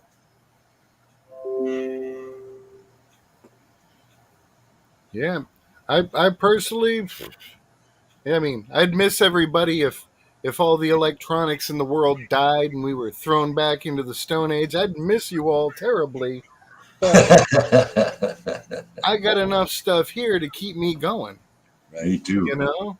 And I mean, bring it on. I got 20 motorcycles in this garage. I can make windmill generators. So, I got something there I can trade. You need electricity? Here's what I need. I'll make Excuse me this. for a second. You give me a cow. Excuse me for a second. Yeah. 20 motorcycles? Yeah. What kind? I have all Japanese motorcycles from the 60s to about 1982. Really? I used to have a used motorcycle parts repair shop. Really? Back in the day, when I rode my bike, it's sitting out in the driveway and hasn't started since like 2004. I drove a KZ1000 police bike with a Watsonian Squire sidecar on the side, and they called me Road Booger. And I had a big beard and super long hair, and they called me that because if somebody wrecked a bike, I would buy it, like picking a booger off the road. And a lot of the bikes that went out of my shop were Franken bikes. Front end from this, tailpipes from that, seat from the other thing. Weld it all, make sure everything's solid, and out the door it goes. So I've been sitting on all of this stuff for 30 years now. And I know it's going up in value just sitting here because parts are harder to find. Yeah. So, I used to build 750 Honda 4-cylinder choppers. Long nice. front ends and the big handlebars and the fancy tanks and fancy wheels. I used to build them. I'll have to dig my pictures out one night when we're on. I had a great idea. I've probably mentioned it a few weeks ago. Like, everybody's getting older, and there's got to be a call out there. There's got to be somebody who wants a walker with ape hangers. That's this guy right here. I'm more comfortable with that. Me too. That would be the walker to have. Yep. Yeah, I'm that fat biker that you see in that meme where you see half of it. And he's got the ape hangers. Looks like he's riding down the road, and then you see the rest of it, the bottom half, and it's a walker. Yep. Yep. I want one. If you build one, let me know. I got a 1972 KZ 400 right here with a cracked flywheel. And over there, I've got a 74 CB 500 4-cylinder. 500, right there. That needs the carbs rebuilt. Four speed? Huh? 4-speed? Yeah. Well, them carbs probably don't need to be rebuilt. Take them apart and rub them all down with Vaseline and clean everything. Rub them down with Vaseline. It reconstitutes the rubber. I had a girlfriend like that once. Anyway, It's just not a project I'm into anymore. It's just I sat on it for the value. I've got in a cabinet over here that you can't really see or get to, but if I pulled all this crap out of here, you could. I have a stack of titles, and I do too. My wife's like, they don't match up to any of the bikes. It's like, they don't need to. No, they just need to be in that same 5-year time frame. Yep, somewhere close. Yeah. Yeah, that's it. Those are worth more than the bikes are. Yeah, no shit. Yeah, I keep a stack of those things around. I had one title for a 750 Honda 4-cylinder that we used for about 5-6 bikes that I would ride, and then we'd put them aside and rip them apart and use the parts for other bikes. Yep. I'd go on to the next bike with that same title. Oh, it's the same bike. just painted it. Just behind the hot water heater, right there where my finger is a 400 Hawk motor. Oh, cool. It's all ready to go. That motor's worth a little bit of money. That is all ready to go. That's what I was going to put in the sidecar and make it its own little car. Yeah, cool. To drive around in. And then life happened and that project never came to fruition, but it's sitting there, and maybe one of these days when I'm old and retired, I'll slap it together. But Always loved bikes. I've always had one since I was young. Yeah. I got that mini bike we had with the fat tires. It was a Honda. Dude, I had I mean, that MR50, the little Mr. 50. yeah, this one is a Honda 70 trail bike. Started out with that. Had the little centrifugal clutch. We'd go bombing through the woods. You Oh, get yeah. that thing up to speed and pop the gas cap and yeah. Keep on.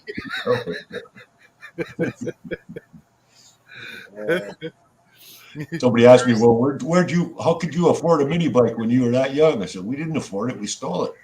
Yeah, pretty much. We just didn't bring it into town.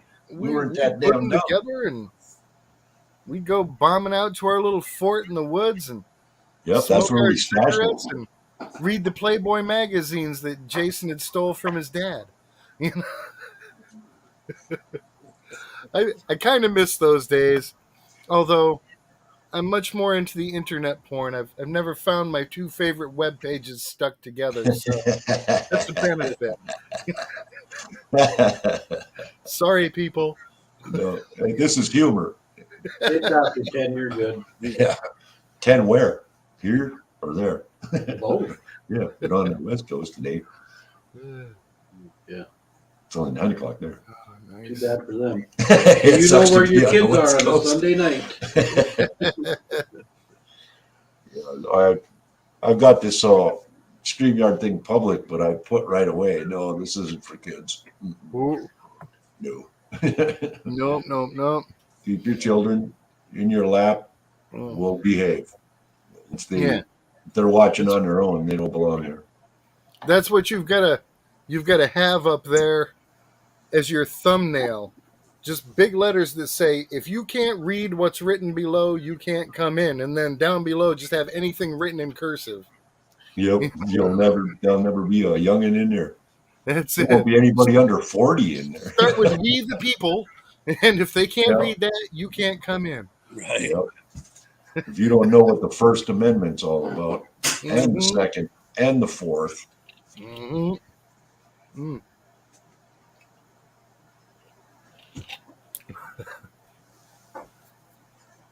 Mm. Yeah, we used to love our dirt bikes when we were kids. oh yeah. We had a Yamaha 250 Enduro. Mhm. What a wild motorcycle that was for a little 12-year-old. Holy shit. But we got good at it.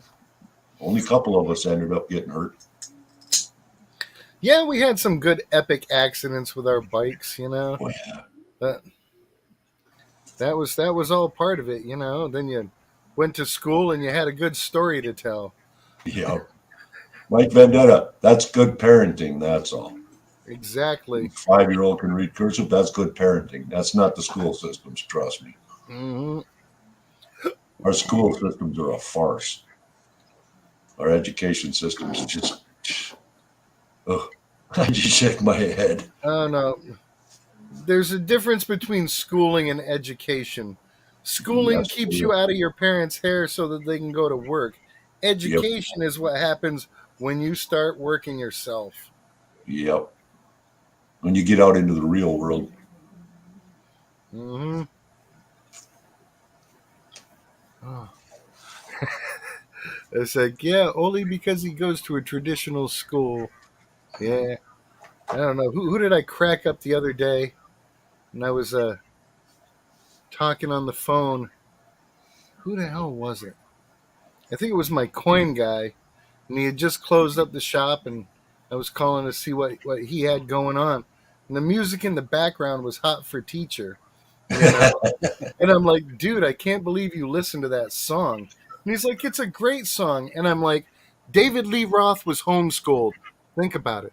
Yeah. Was he really? And I'm like, no. No. Dumbass. Hey, Vendetta wants you to post the link. yeah, Bandana wants the link. Oh, There, all right. Link coming up, bro. Hang on. I'm just learning, so give me 5 seconds. Boing and boing. There you go, big guy. Mm. More than happy to have you. Be an honor, as a matter of fact. It's like me. I actually get to sit here with Can-Do Veteran and Park Rat Pat. Good grief. How much better can it get? You know what I Oh, mean?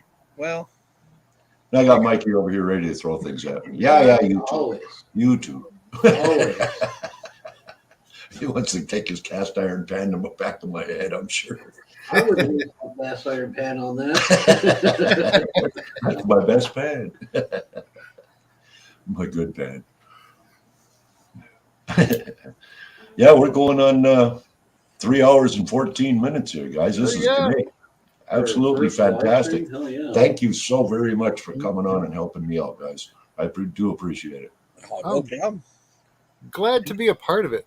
And it's a bit more laid back than like a lot of the other live streams because everybody's just warming up into it right now, you know, and that's cool. Mhm. It seems more like a hangout and less like a party. you Yeah. know? And you've got a good flow of people coming in and out. We've had quite a few Yeah. people in here tonight, and Yep. Yeah, there's some great people coming in and out. Chat. Oh yeah. Great people coming in on the panel. I appreciate you. look at Reg still trucking on. Glad to be here. That's right. I mean, There's Mike. Hang on, Mike. There we go. If it's too loud, I can turn the mic off and you guys can kind of just watch the No, action. it sounds perfect, bro. Sounds perfect. Ooh. These are the cons like that I've been the bottom of the concentrates from stuff I've VDR been working sluice? for the last few months. VDR sluice. Yeah, we got the VDR here. Look at that. Ooh, Oh, look at that. How long is that? 36. Nice. 3 by 36. That's the one I want. That's Just the one I'm dancing, harping to right? Mikey all the time. Mikey J, I'm telling him, I want that freaking sluice. It'll be the last sluice I'll ever have to buy.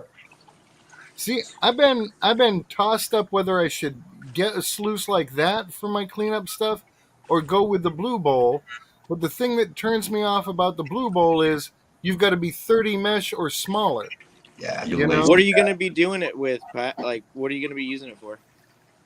Whatever cons come my way, whether it's the mailbox mining bags that I get from people, or if I'm lucky enough where I actually get a chance and I can classify down and get myself a few buckets of cons to work with. Do you want my thoughts on it? Yeah. Do you care? Yeah. I would get the most inexpensive sluice you can, like a gutter sluice or something where you're not spending a lot of money. Yeah. And here's the reason why: if you're going to use it for that kind of thing, if you're like a cleanup sluice, kind of like this is, right? Yeah. You probably saw the video where I ran like 10 grams of gold down here, big chunky stuff, and it didn't really have any problems, right? Yeah. So if you're going to be using it to clean up black sands and stuff like that, all you want to do is reduce the amount of material you're using. And if you're going to be spending like, $300 or $200 on something like this, to run some pay dirt or something like that, or even cons from a trip or whatever, Mm-hmm. it's just a lot of money when realistically you could just pan the stuff, It's kind of like toys. Well, how big of a truck do you want, or tires, or a fifth wheel, right? Yeah. What are you going to be doing? Are you going to be going out on, week-long trips or day trips? How much space do you need? That kind of deal. Mm-hmm. This thing, dude, if I could cut it off like right here, that would be awesome because it's really long. It's a great setup. But the gutter sluice for like what, $30 or $40? There's a terrible shadow, but there's a little piece right there. Yeah. For 30 or 40 or $50, like for a little sluice like that, it does everything that this sluice is going to do. It catches all the same gold. You might have a little bit more material or whatever, but in the end, it's all going to work. It all does its job. You know what I mean? Here's a semi-stupid question from a newbie here. Like that piece of gold we can see right there. Yep. Okay. Could you snuffer that up right now if you wanted to? Oh, yeah. Oh, yeah, it's underwater. As long as it's underwater, it can be snuffered up. You can snuffer it up pretty easily, yep. Mm-hmm. Now, as it's in the what water. it'll do is if there's a lot of gold either like in front or behind, depending on how you go in with the snuffer bottle, it could disrupt the water and knock some of that down, Yep. but it Turn the still gold should right get on. caught, somewhere down in here. Yeah, it ain't gonna go far. Not in that sluice. And like for the speed controller, there's like the Washington Beach mining speed controller, which is a really cool piece of equipment. Really expensive though, right?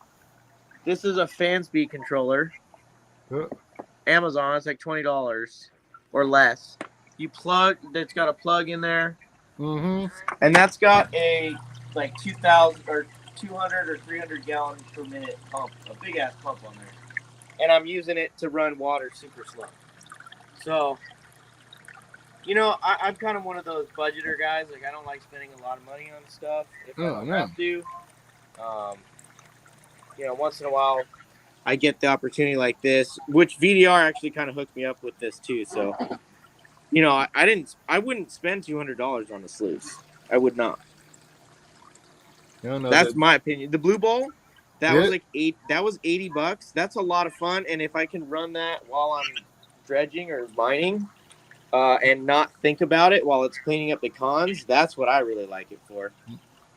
You see, I always had this like vision in my head because I got my folding sluice and my pans and stuff years ago when I started metal detecting, but there was no place around here to do any prospecting, and I just got into the detecting full time. But like the dream in my head from watching videos was you'd be out somewhere and you'd be getting your cons ready all day long, and then at night you could sit around, do the campfire, the beer, the hot dogs, and have one of those swirl pan, going, and just sit there and feed that and tell stories and listen to the raccoons and the frogs and whatever. You want a Blue Bowl then, dude?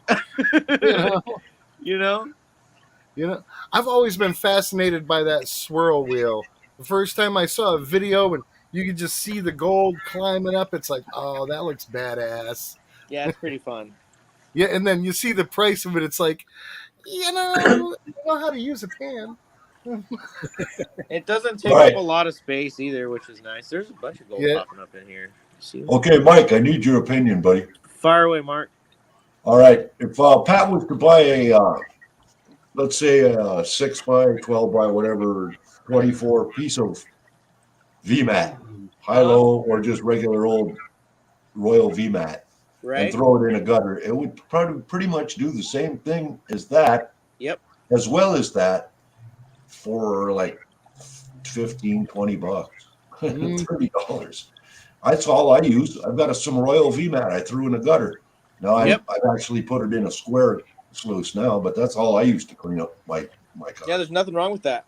Nope. I have 3 or 4 big sheets over there of aircraft aluminum because Piper Aircraft is just down the road from us, and I've got buddies who work there. When they scrap stuff, instead of cutting it up into small pieces, the guy saved me a few chunks. And I was thinking the other day, it's like I could bend that into something and make a sluice, but it's so flimsy because it's such thin aluminum. Yeah, it's pretty thin and sharp as heck. Oh yeah. I've got some air ducting. You know that real thin. I don't even know what it is, stainless or whatever it is. I got a box full of that too. I'm going to try and build a little sluice out of lightweight. Doesn't weigh nothing. Figure if I can build a sluice out of that, I'll get. Well, you could even take wood and build a wooden frame. Yeah. And use the rubber mats or carpet or whatever you've got lying around with. Oh, you could put old carpet with expanded metal on top of it, and you could even put little wood riffles in there, and it will do almost the same job as a dream mat or anything else. You might have more concentrates to go through or something like that because it catches more material, right? But it's just, and it's all about the setup too for what you're dealing with. If you're dealing with big rocks, you need something. You need like a punch plate where you can let the rocks settle, filter the smaller material, run the bigger rocks off, and let the smaller stuff go underneath it. You see, like the Keen A52 sluice has that. It has like a punch plate, and several other little grizzly features. That thing's pretty cool for like a river sluice. It's pretty universal, but it's $800 for a sluice. You know, no thanks. Yeah. Hmm. I got a metal brake. I ain't gonna Yeah. do that to make one. But what's your favorite mat to use? No matter where you are, out in the field or at home. Me? What's your favorite mat? Yep. That Amazon one, that the little green one that I'm always using, Okay. $30, cut to Yep. size. It's Cool. basically a gold hog mat with all the different mats into it. It's got a Yeah. V mat. It's got a like an eagle claw or owl claw, whatever the crap is. Owl Talon claw, mat. yeah. It's got a scrubber. It's got a low V. I mean, it's got everything on it. And what's That it called?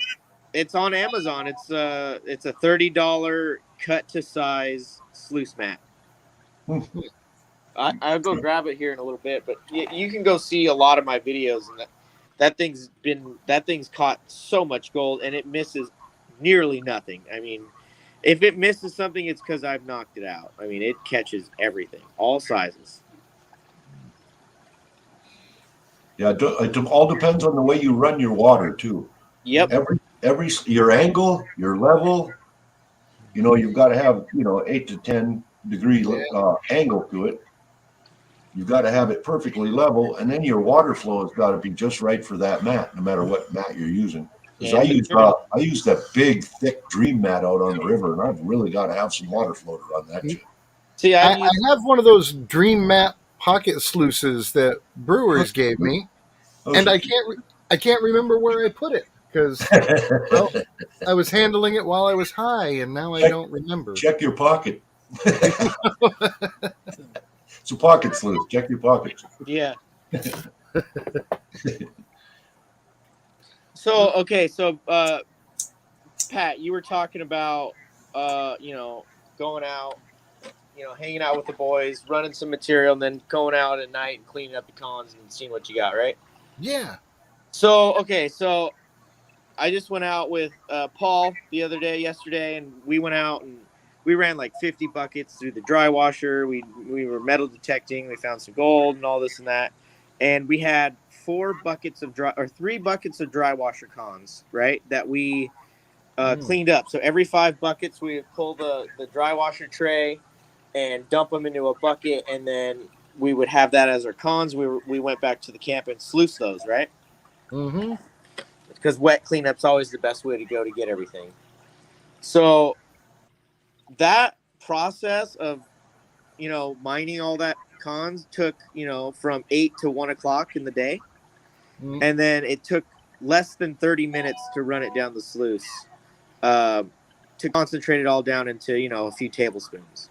So it also is about what you're trying to do. So if you're out mining and you're moving material and you really want to just, get a bunch of gold and work your butt off and hopefully make some money at the end of the year, that's what they're doing. They're not hanging around. I mean, they are hanging around, but it's more about let's get the work done, and after that we can go to have a barbecue at camp or something.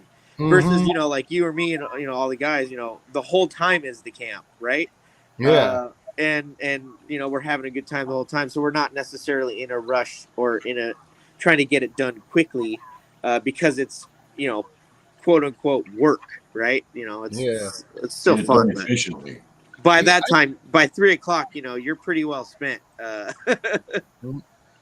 I'd like to be able to get onto a claim, whether I'm in an organization or whatever, and be able to just spend a week or two doing my thing, working the river and getting it.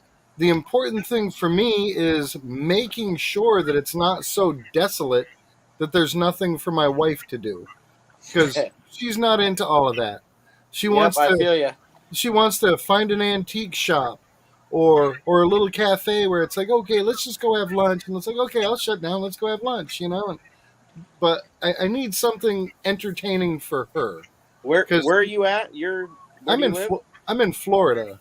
Oh, but we've got a big 32-foot motorhome that we enjoy the hell out of. right. And I mean, we take the thing out 6-7 times a year, if not more, just because We like to. Well, from- Sometimes There's we'll Alabama take- and Georgia that's pretty close to you. You could go mining out there, I think. Yeah. Well, and then in the close areas, we were talking about that today. It's like, ooh, if I go to Thermal City for Memorial Day weekend, or if I go up for JP's birthday bash, that's not worth taking the motorhome up. You know, we Is it a lot of work or is it the gas? the gas. The gas. Yeah. It's like, yeah, it's cheaper for me to load her and the dog up and rent a cabin at Thermal City for the weekend Right. than it is to fire up the motorhome, pull a tow vehicle. Even you though know, it's get up convenient, there. it's still really expensive, right? Yeah, you know, that's no doubt. The first trip we took in the motorhome when we first got it, you know, we put on 12,000 miles, and that was a lot of gas. Right. that was thousands of dollars in gas, and You get like 8 miles per gallon on a good day. we get about 14. Oh, that's better than my truck. You know, I keep up on the maintenance on that thing more religiously than the book tells me to. You know, That's good. You know, I gotta. That's It's your in my baby. it's in my brain. Anything worth having is worth taking care of. You can't prove that by the look of my garage, but you know, you gotta. Oh no, Carson says I need to be hunting for sunken ships. Hell Just no. flying over Florida. No. I'll tell anybody you get into detecting, stay away from the beach, man. Actually, I just saw someone that had I think it was like 9 pieces of 8. They had 9 coins. Mm, They were real. yeah, but those are few and far between out there. And if you're gonna start detecting, get on an old home site or a playground or a park, and Oh, really? this way you can learn the sounds of your machine and what it's Ah. capable of and how to use it. If you're on a beach, you got nothing but silence, and the first signal you get, you're all excited, and it's a bottle cap or a full bottle of beer. People bury beer on the beach here all the time, and it's like, Keep it cold. you know, this is Florida. Y'all got to remember, this is Florida, man. Okay, it gets hot. It's sometime during the day the brother wants shade, and there's no shade on the beach. Okay, at some time during the day you need a cold drink, and there's no place to buy a cold drink on the beach. And I'm over 50. I am not about to be 2 hours down the sand when my laxative kicks in. I need a bush or a bathroom nearby. What the fuck? So yeah, beaches, no, no, that's a sucker's bet. Wow. Yeah. That's hilarious. The very first time I detected a beach, I decided to go early in the morning before it got too hot, and I'm cruising along, and I'm getting nothing. And then I catch a signal, and it's banging, and I'm like, this thing's huge. It's going to be an anchor. And so I started digging, and it only took one shovel, clunk, and I reached in, and I pulled out a bounty hunter metal detector. Oh, God. Somebody had it abandoned on the beach. It was like, yeah, this is a sign I That's shouldn't a be sign coming right down. there. Yeah, you're done. That's irony for you. Yep. But yeah, I've tried them a few times, but I can't stand beaches. It's just not my thing. Well, see, you've got ocean beaches where you're at. Our little beaches around here, local, are just around lakes. So there's like maybe 200 foot by Mm-hmm. 20 at the Well, most. that depends on what lake you go to, though. That's true. Oh, That- yeah. but But I mean, still, I've hunted that's- many beaches on the lakes. Yeah. That's better if there's activity there and people sunning and funning and But Camping. we got jokers travel here from all over the world to metal detect our beach, hoping they're gonna find some Spanish silver or Spanish gold, and it's like you just spent $3,000 to find a Modelo bottle cap. Yep. Yeah, Good luck. wife's gonna let you do it again, I'm sure. Congratulations. Then what somebody ends up with is a $1,700 dust collector in their garage because they don't want to detect anymore. It was too discouraging. Whereas if you start out in a park or a playground, you're finding coins, you're finding junk jewelry. It's like, look, I got a barrette, I got a bobby pin. It's like a great variety of stuff, and this rang up like a nickel. And what? You get excited about metal detecting when you're actually finding stuff. But Yep. yeah, the beach is not Hey, the place for Pat, I that. find all kinds of stuff out in the desert. You know, deserts are different. You know? It's mostly not gold, though. Hmm. I find a lot of trash. Oh yeah, it's amazing. You can go to the most remote place you possibly think It's of and find a insane, beer dude. can. You're like, there is no. Okay, it's 4 feet deep. There aren't any car tracks. I'm a half a mile from a road. It's under a rock. It's got to be gold, and it's a 5-year-old pop cap or an aluminum tab or something crazy. Yep. It's just amazing the amount of junk that's out there. It is. I like to do tot lots because kids lose all kinds of shit Oh yeah, that they're not supposed to lose. yeah. My last silver ring came from a tot lot. Yep. My first gold ring came from a tot lot.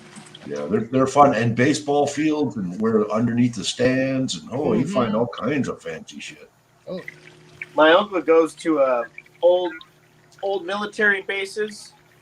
There's another good one. He Yeah. has a lot of goodies. A lot. Mm. More than you'd really ever believe.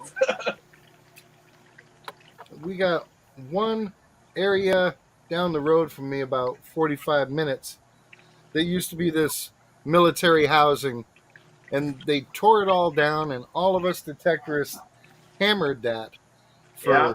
an entire summer, and we were finding little medals and hat pins and buttons and rings and all kinds of great junk out there. And then after that first summer, it's dead. You got 60 acres, and it's like, how did we clean that all out? There's got to be something left there. But again, Florida in heat is like, no. Would you tell? Oh no, there was, as soon as that place got tore down, Oh, we were all watching, and as soon as those construction fences came down, I swear Yeah. that first day there had to be 70 guys in there. ah, It's like they'd all been looking forward to it. yeah. Another good place. I I like got up to bright go. and early, figuring I'd get there when the sun came up, and it was like I had to wait in line. Yep. No. But another place I like to go is apartment complexes.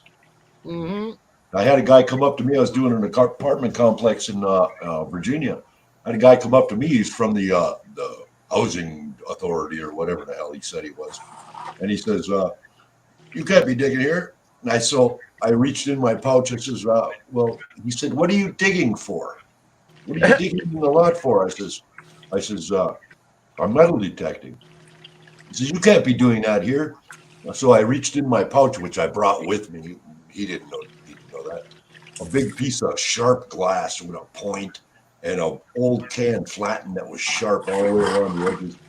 I said, "Well, when the kids step on this kind of crap that I'm digging up, maybe you can answer for it." And I put it in his hand, and he looked, "Holy shit." I said, "That's what I'm doing." I said, "I'm protecting, I'm making it safe." He didn't bother me anymore. Luke, Right. dude. Hey, Luke. Yeah, So, dude, people lose their steam when you're on a playground and you're like, "What did you find?" Like 3 syringes. Yeah. Yep. What do you mean a 3 syringe? Why syringes, do you 4 have condoms. that? Well, it's on 3 your syringes, property. 4 condoms, and a bra. Yeah. Come on.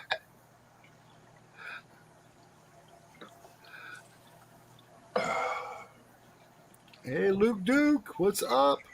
Luke Duke. You do find some interesting stuff with the detecticator, man. So, Mike, what kind of cons are you running there? What's that? What kind of cons are you running there? So this is like the last couple months worth of like pay dirts and stuff like that I just dumped out when I was done. Oh, okay. A lot. It's like all under 20 mesh. Good for the sluice. There's just a couple pieces, which is good. It means everything was caught for the most part. I don't really want to see a lot of gold here. Means you missed it.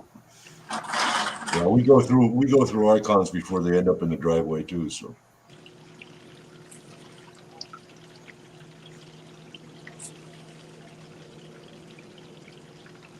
they put a new water line next to my house all the way out to the street. So since I've had the house, there's been a dip right there where they put a new water line in, and it just keeps sinking and sinking. Yeah. So I keep filling it up. I figure, hey, got to do something with them cons. Might as well be filling up the damn driveway. If I ever get desperate, I'll dig up the driveway. Not a problem. Hey, you're just enriching the area. There you have. It's home improvement. Hell yeah. Ooh. And it's already paid for, hell. Yeah. All right. Yeah, that was my Thermal City dream. I thought I was going to come back with like 4 or 5 buckets of concentrates and keep myself busy all summer doing a little bit at a time. It's like, no, it didn't happen. Hey, big guy. What's happening, you guys? Welcome. And for another round. Oof. At least for a little while. All right, let me go check on the dog here. Well, welcome to the asylum. No, I see that. That's rad. It's rad. Is this your first live Is that stream? Carson I hear? Yes, sir. Yes, Yeah, it's Carson. sir. What up, Dag? Saw you in it. I was like, I gotta jump in. What's happening, man? Oh, glad to have you, man. Yeah, man. Thanks for coming. Carson.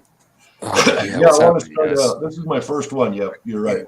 And I want to start it, do it every Sunday like this. Only not like this. A little bit different, but we'll see. We'll see what happens. Nice. I'm gonna go live every Sunday. We'll get everybody together and see what happens with it. It's good times, man. I mean, I've damn near watched every Netflix series that you can watch, and you know what I mean. There's a lot of things to do. Yeah. Yeah, exactly. I love these live feeds because I get to hang around with people I like, and people I Right. watch all the time. Right, right. It's just cool for me. No, it's a blast to come in and see what everyone's up to.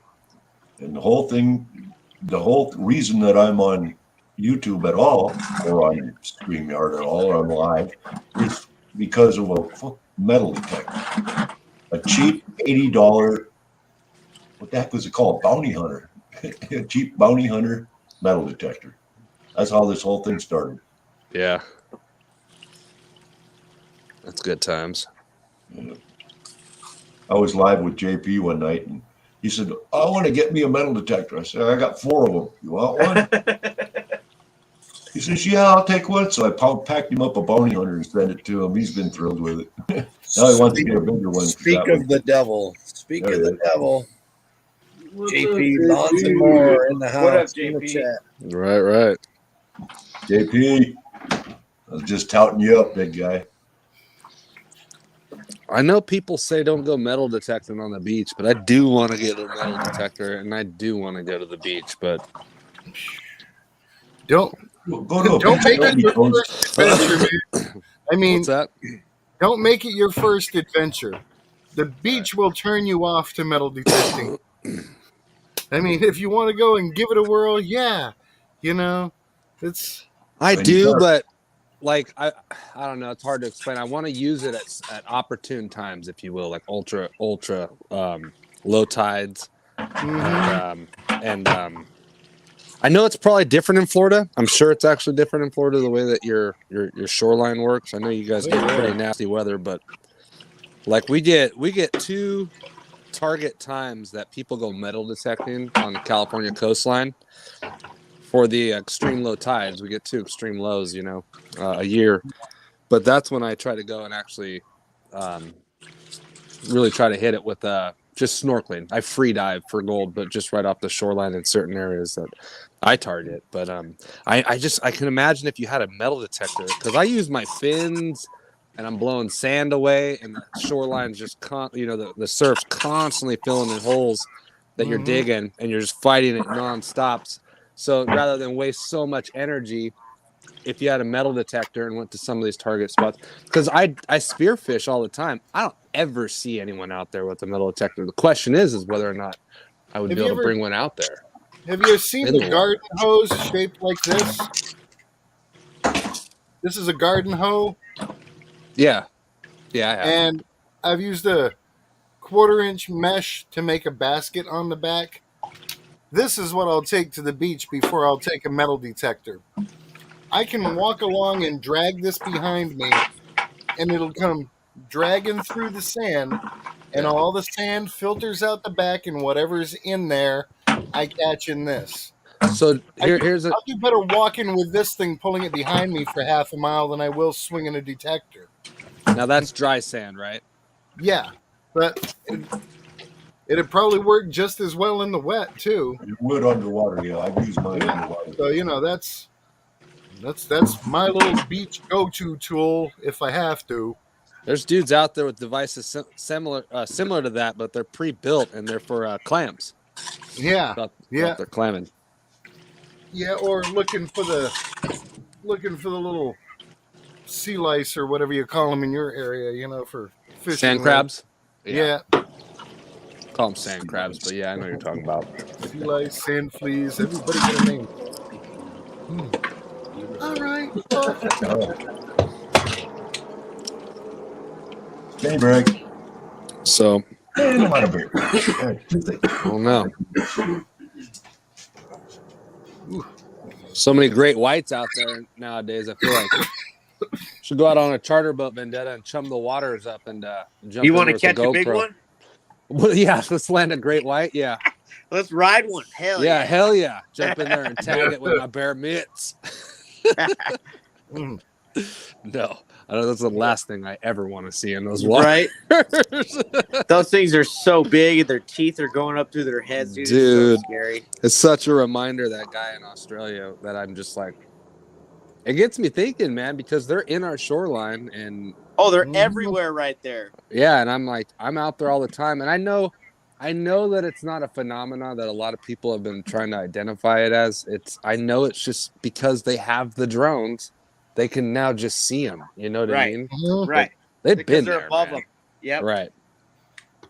But those sharks didn't just start showing up, man. It's just they No. just started flying drones. There's Now they're- nothing new with those sharks. and That's now, their territorial water, dude. oh, for sure.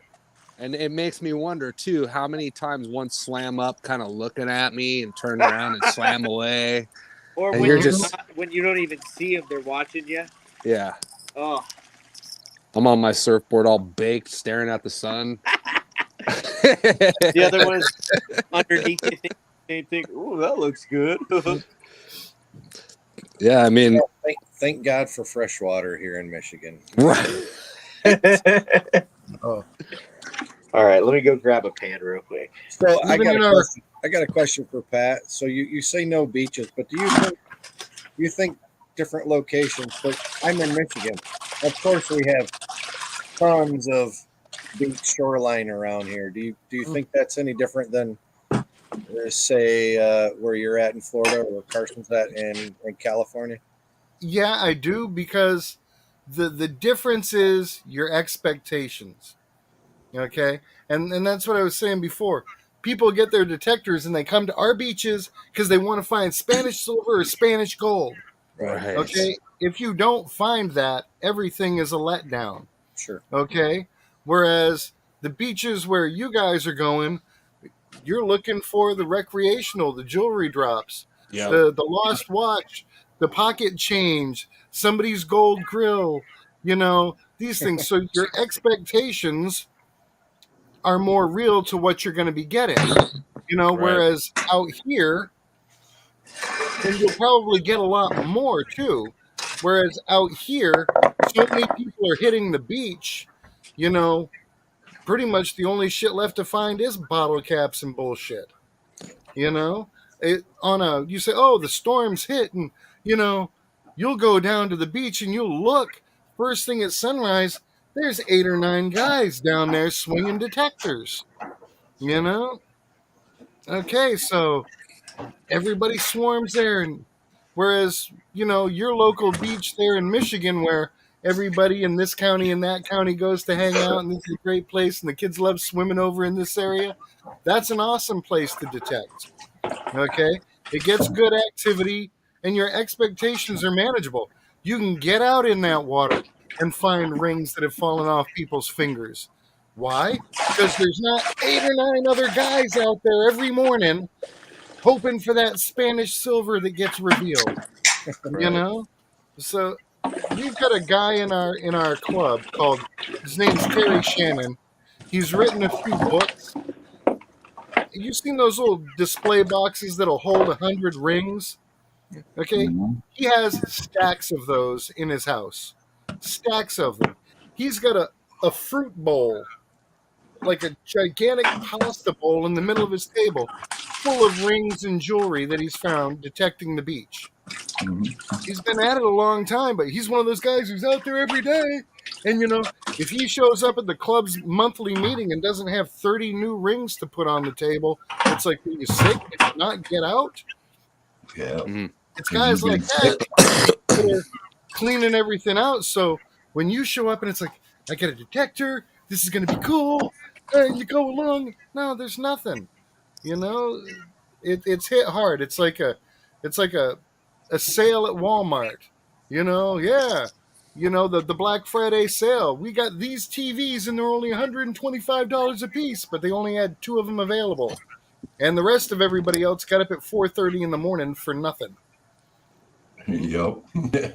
Well, I see there's tons of obviously shoreline here, and I go to Lake Michigan or Lake Huron, or even some of the bigger inland lakes. And in all my years, I've never seen anybody out there swinging a metal detector Mm-hmm. ever. It's not either. Not on the Lake Superior. I've never Yeah, seen right. it.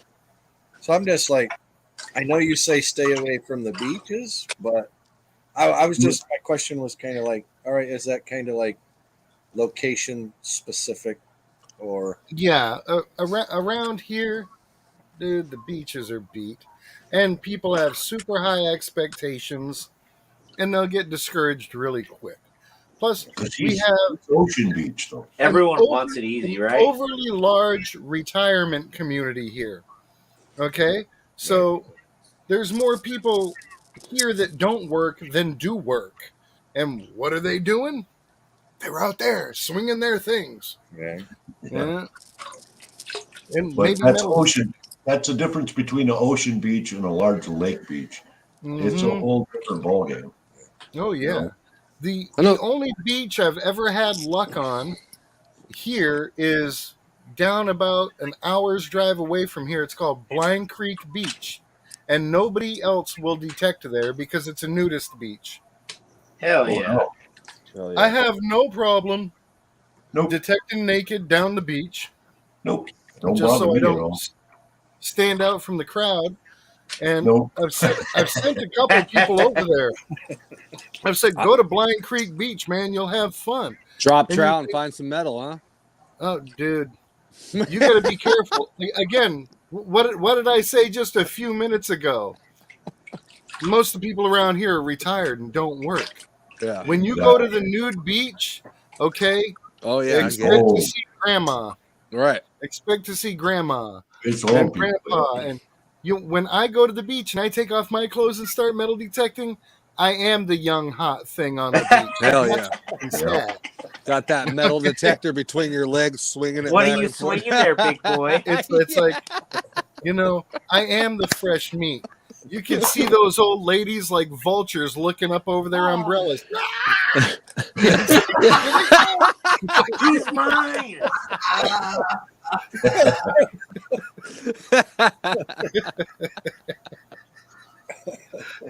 That's another phase of Florida. You have your kittens, then you have your cougars, and we have turkey vultures. Turkey vultures. Mm.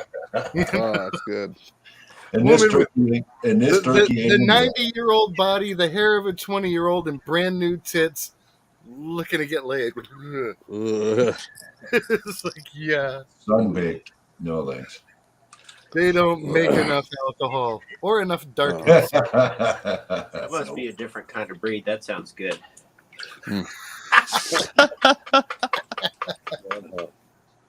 I'll get you some phone numbers. Take out a life. Name's Mike. Here's my phone number. Take out life insurance. We're good. Yeah. Yeah. I'm an adventurous. I like to try things. So I need to cross this off my yuck it list. Oh God.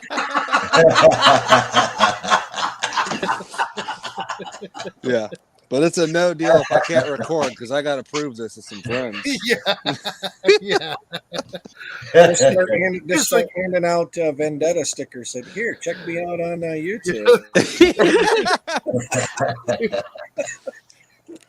I'm a whole different person on YouTube. Yeah, I mean, If you're picking up an 85-year-old woman and telling her it's because you want bragging rights, you'll get Right. laid. Oh yeah. Can you Professional. call me a gold digger, Daddy? Yeah. I'm professional at picking up old dusty things in the desert. Oh. I'm really good at knocking the dust off of that thing. Oh God. Older women, they'll cook for you every day like it's Thanksgiving. Yeah. Let you play pinochle with your Start getting friends. fat. Right. Yeah. Oh. All I got to say is, hey, JP Lawns, if you're still there, call in. We got room for one more. Come on, call in, buddy. I think you got room for 10, Mark. Only 6 because I'm not paid yet. This is just a Okay. tryout. Oh, thing. okay. He's probably still laughing from the turkey vulture thing. All right. That's all right. Speaking of vultures, man, did any of you guys watch that Jackass movie? Oh my Not gosh. yet. The new No. one? No, I haven't seen that yet. It's a whole lot of meat, I'll tell you that much. Oh, It's just really? yeah, because I mean they're older. So it's like Right? I'm like, yeah, I guess you really just can't do a whole lot else except for expose yourself, you know? Yeah. No one wants to see that. We've seen that enough. No, I will- I've never seen any of those Jackass movies. Really? Oh my gosh, Mark. Doesn't interest me in Good the shit. Yeah, it's one of those don't knock it till you try it, Mark. You know what I mean? I'm telling you, these goddamn fucking millennials. I used to run around with a video tape VHS camcorder doing that kind of shit as a teenager. Oh, for sure. Uh, Absolutely. Wrecking each other.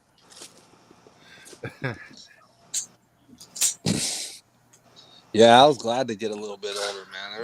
There's some times in my life where I was afraid to pull any corner. You know what I mean? With my friends around, you just Yep. never knew. Yeah. All right, well, there we go. I think that's it. Not much, which is good. Well, shouldn't have found any, which would be better, but What'd you run? just a little. How do I blow them up now? I got to put it. Solo layout. Okay. Mike, what'd you run there? I'll show you here in a second. Here, this was probably it was all that stuff right here, which is all the very heaviest of the cons that I've been doing videos for and material I've been running, just stuff where I was like, hey, I don't really care enough to really keep headed for it. Right, So, right. I didn't want to throw it out on the ground yet. Hey, look, I got a duck head. I got to get back to. But yeah, it's really not too much. hey, still. There it is. It It's all- really flat and tiny. That really big piece in the middle is a piece of galena. And I mean, all the gold is like floating, so Yeah. not much. Nope. If you like flat and tiny, you're definitely going to love our nude beaches. Yeah. There we go. Hang on, buddy. Hang on. There we go. All right, there we are. I'm figuring it out. That's not gold right there. That one is gold. But all that little yellow shiny stuff is. Heck yeah. Beautiful. But, in things you've already run and panned, Run, pan, sluice, gone through twice. yep, Stuff. This is basically stuff that would have got tossed out if I didn't save it. yep. And that was out of that's almost all black sand. So I like that BDR sluice, though. I don't care what you say about it. I want one. oh, it's pretty nice. I like it. I mean, it was what a tenth or less of a pan of material. It was like that much material Yep. after running all of that. Yep. It's pretty nice. Yeah. It was the minute I saw one, I needed it. And I've already nice. got a speed controller, Washington speed controller. Yep. So Which are really nice. all I need is the header. I've got an 800 per gallon pump. So all I need is the header and the sluice, and I can hook her up today.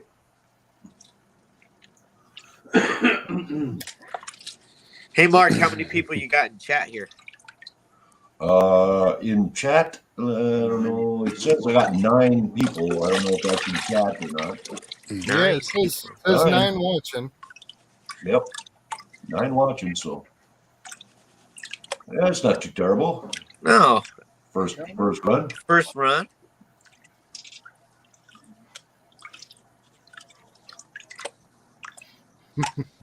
And we've been on for 4 hours. Oh shit! Yep, Wow. 4 hours and 30 seconds. Yeah, I started it at 7 Central my time, and it's 11 now. So yeah, 4 hours. You don't even really notice the time going by. It's Not really. No, when you're sitting with friends and BSing and talking, yeah. it goes by quick. Oh yeah. It goes by a little bit slower when you're talking about old women's saggy boobs, but it still goes by.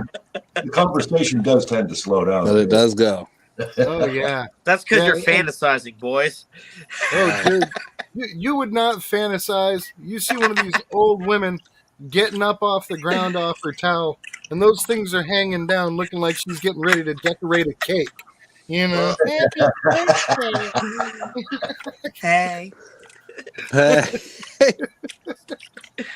Well, I'm going to give it 30 more seconds, and I'm going to go to the after party here, so we can, because nobody else wants to call in. I'll throw the link out there one more time, kids, and then we're going to go to the after party. And I want to thank everybody for coming along for the ride. It's been fun. Heck yeah, come on up. Look forward to talking to everybody at 7 Central Sundays at the Asylum. Come on by and see us. That'll work. Rock on. Well, thank you, YouTube. Good night, all.